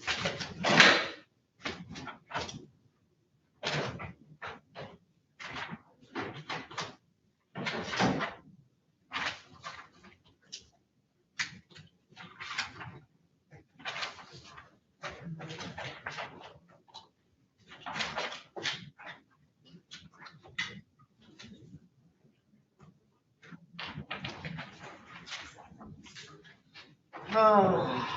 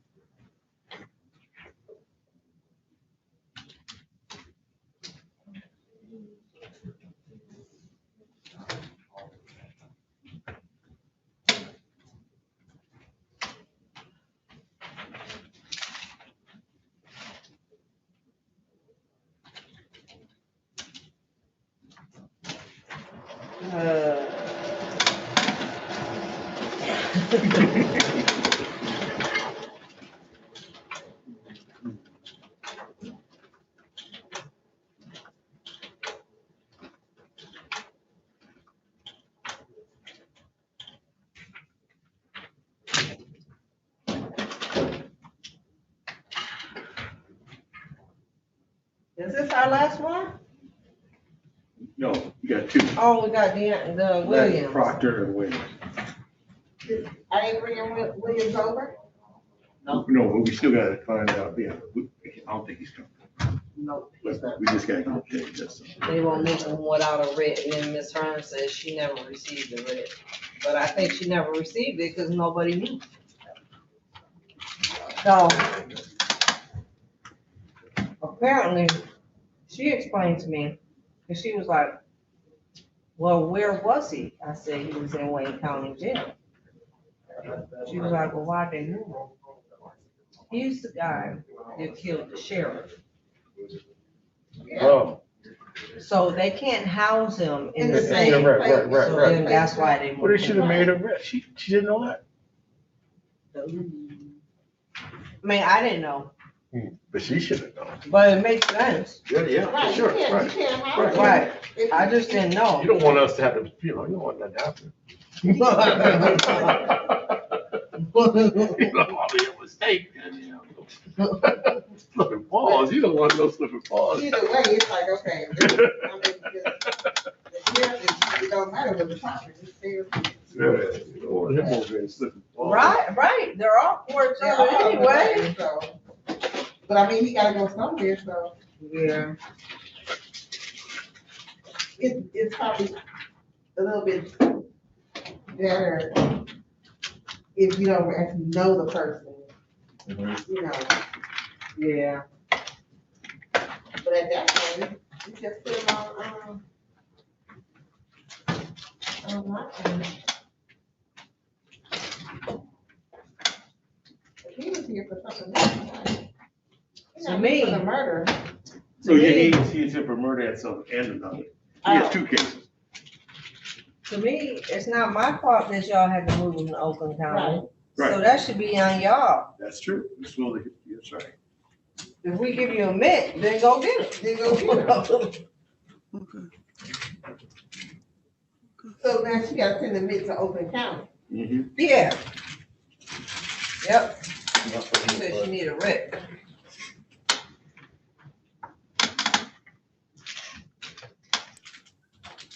Hello, Madam Clerk. Hello, everyone. Hi, Ms. Jefferson. All right, now who did I have? You have, And the only person I got is something in Judge King at 1 o'clock. oh, I know, okay, you said 1 o'clock. You had Tyron Letts. It was at 11:30. It's a CCW charge.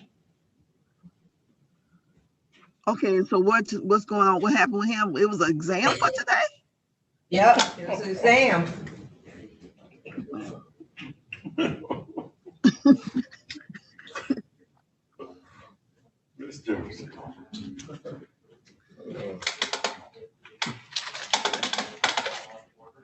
Matthew, were you ready on Letts? I was ready on that, yeah.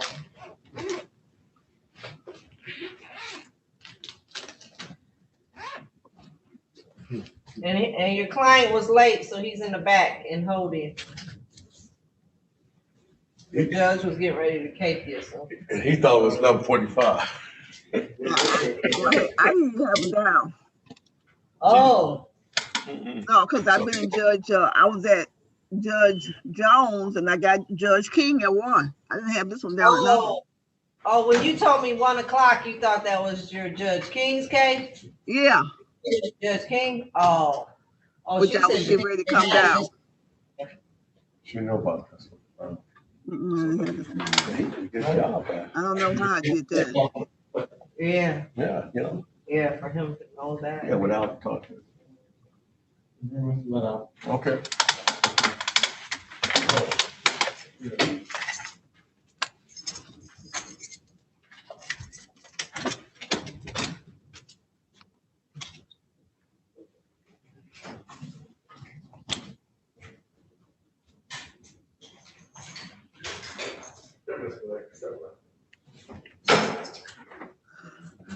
can bring it up for now.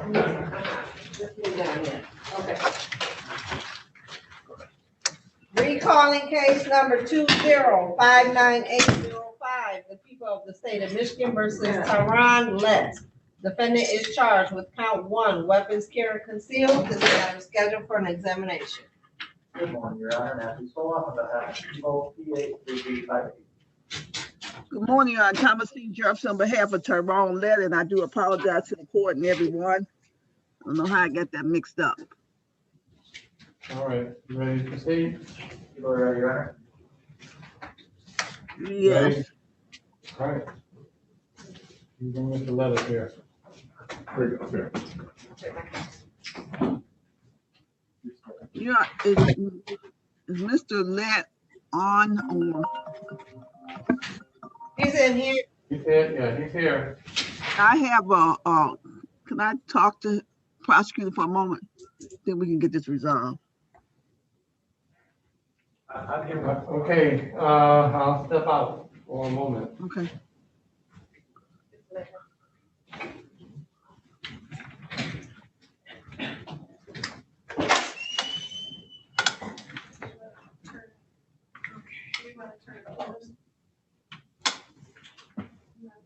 Oh, I guess we can.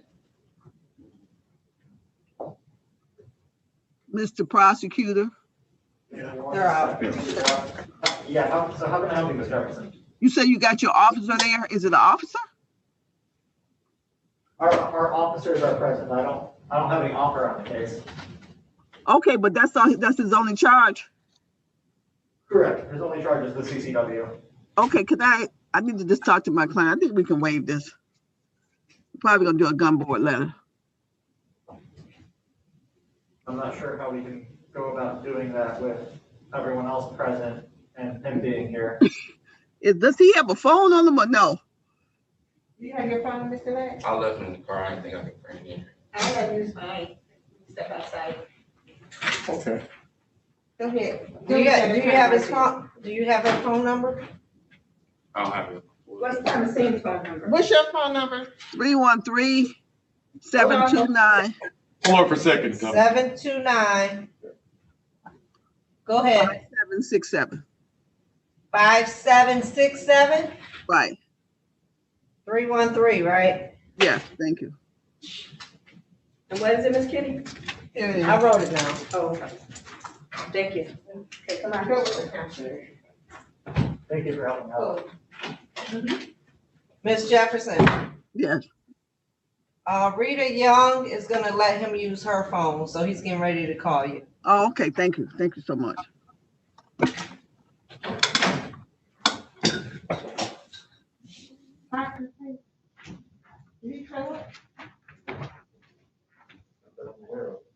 I know that. That's her phone. Starts to make it.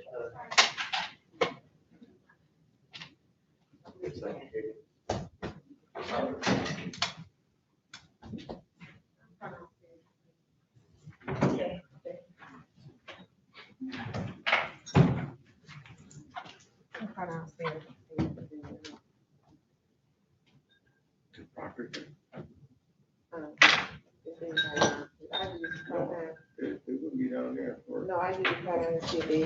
Oh, you talking about it down in the out front? Right. Judge. First case is ready. Have you walk in on it. Know that kind of case.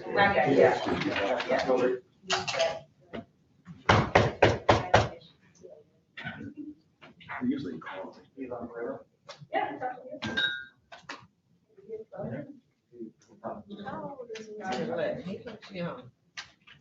How long time will wait for? I'm not sure. Yeah, how long which time one? I'll wait for.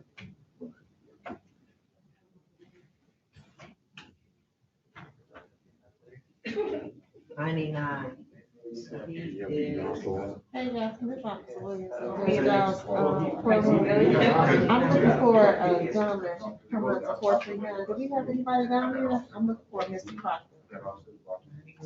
Yeah. Okay, he's supposed to be here. So you don't have anybody in mind that's down there? You know, it didn't really. That's fair though. No, it's fair. Thank you. So long as it's fair. I got a lot of cases. No one just walked. Okay. He's 22. Now, Yeah, he's 20,000. Oh, no, he's 21. He'll be 20. They're gonna, as soon as they try to figure this board's age out. Okay, I'm gonna see if I can get on the phone. I can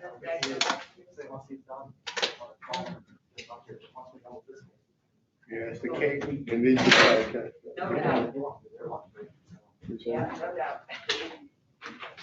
Well, You're welcome. Oops, sorry. Okay, we are ready to waive the exam. Okay. Yeah. Hey, I think we're good if we want to bring. Huh? I think we're good if we want to bring the dust back. She's gonna get them right now. You gotta see this just coming.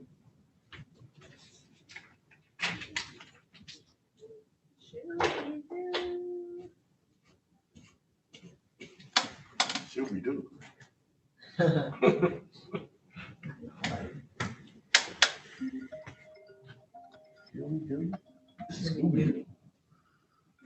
Should we do you? Yes. No, I don't think so.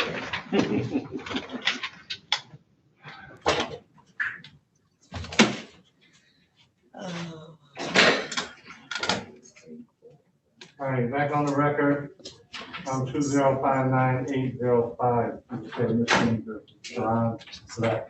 What are we doing? Your Honor, we're gonna waive the exam. I've spoken to my client and he's in agreement. We will sign.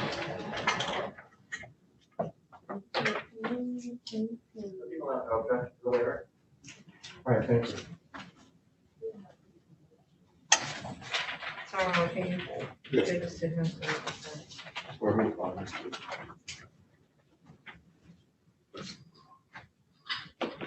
Thanks. You got me there? Does he have an intern?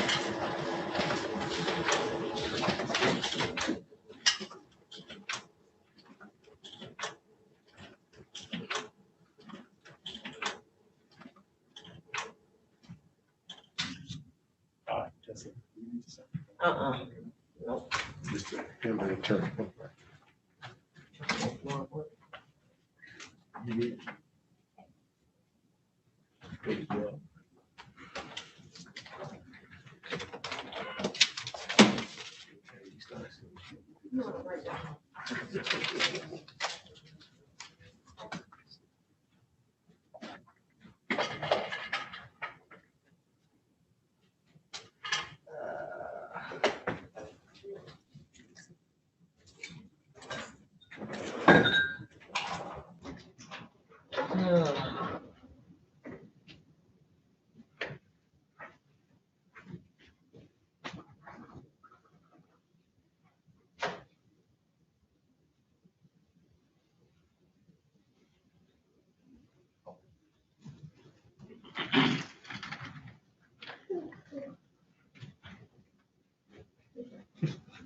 All right, let's please. So you understand that you have a statutory right to preliminary exam with a statement show by probable cause the crime was committed. And probable cause you had something to do with committing that crime. You understand that? If anybody promise you anything or threaten you in any way, you should waive your right to preliminary exam. You waive your right freely and voluntarily after having the opportunity to talk to your attorney about it. You sign the waiver of examination form? Yes, sir. All right. Mr. Jefferson, do you have any objection to the court signing your name to the waiver of examination form? No, Your Honor, please do. All right, court will find that you freely and voluntarily waive your right to preliminary exam that is bound over the Wayne County Circuit Court Criminal Division for arraignment on the information. Right now, your bond is $30,000. You know what time you're supposed to be here? Do you know what time you're supposed to be here? Yes, sir. What time?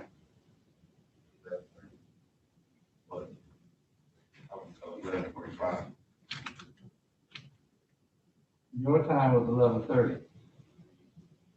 When I called. Your time was 11:30. You know what time you got here? No. Well, after 11:30. It's almost noon.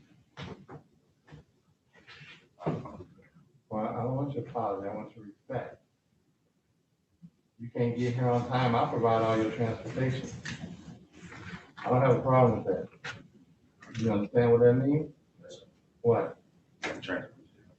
What? Transfer fees, yeah. Yes. And they'll bring you back and forth. You can't get up, you can't get to court on time, that's the way it works.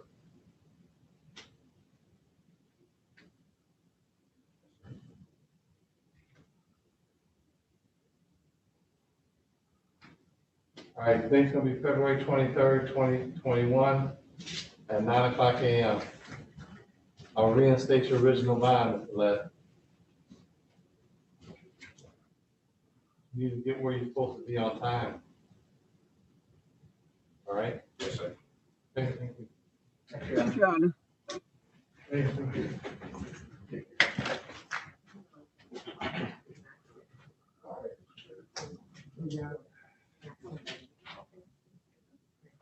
Ms. Rita? Good afternoon, Your Honor. Good afternoon. You got a client? I just got off the phone with him, he was on work shift. Oh, hell no, I'm not waiting. He's on his way, Judge.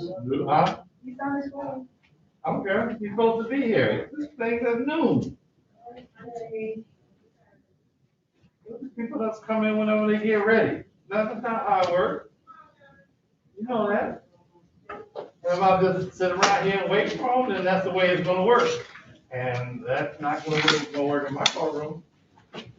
So it's 12:11. You're gonna take this.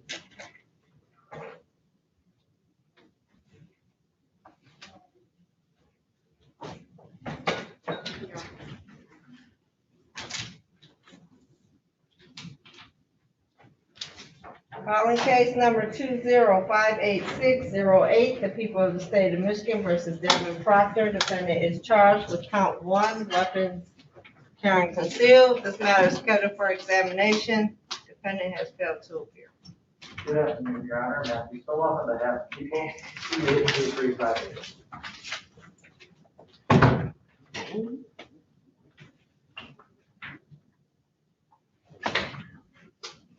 I see somebody I out know there. you're trying to milk every second out of it. Judge, I think in first second.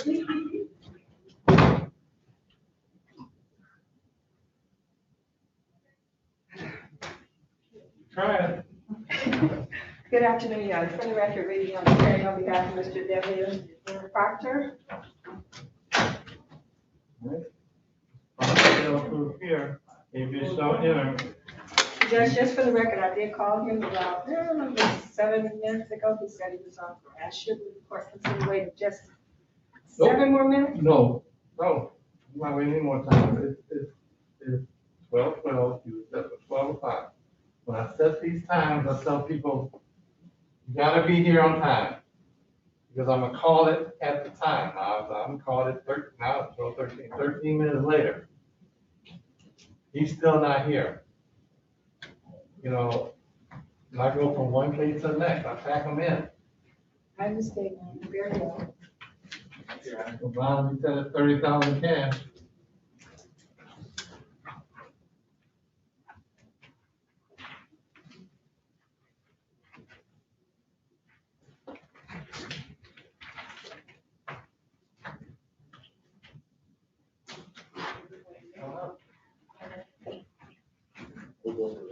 Cindy's gonna walk in and we'll help through. I was just asking.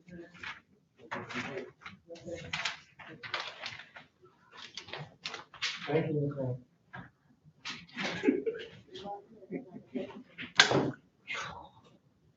I'm gonna go over to Frank Burke. Let's see if I can find Mr. Penny. While he was in his office, I did try to call him. He did not pick up, but I will have to let him know that, I know that the 2 cases for Mr. Williams, one's at 1:30, one's at 2:30. I'll try to have him. His case is the 2:30 case. I'll see if I can get him here. Yeah. Earlier. You have the 1:30? No, the 1:30 is got 2. And Mr. Ron Haywood is gonna be covering that case. Who? I think Ron Haywood is gonna be covering that case. Really? Oh. I spoke with him yesterday and he was okay. You should be here for the 1:30.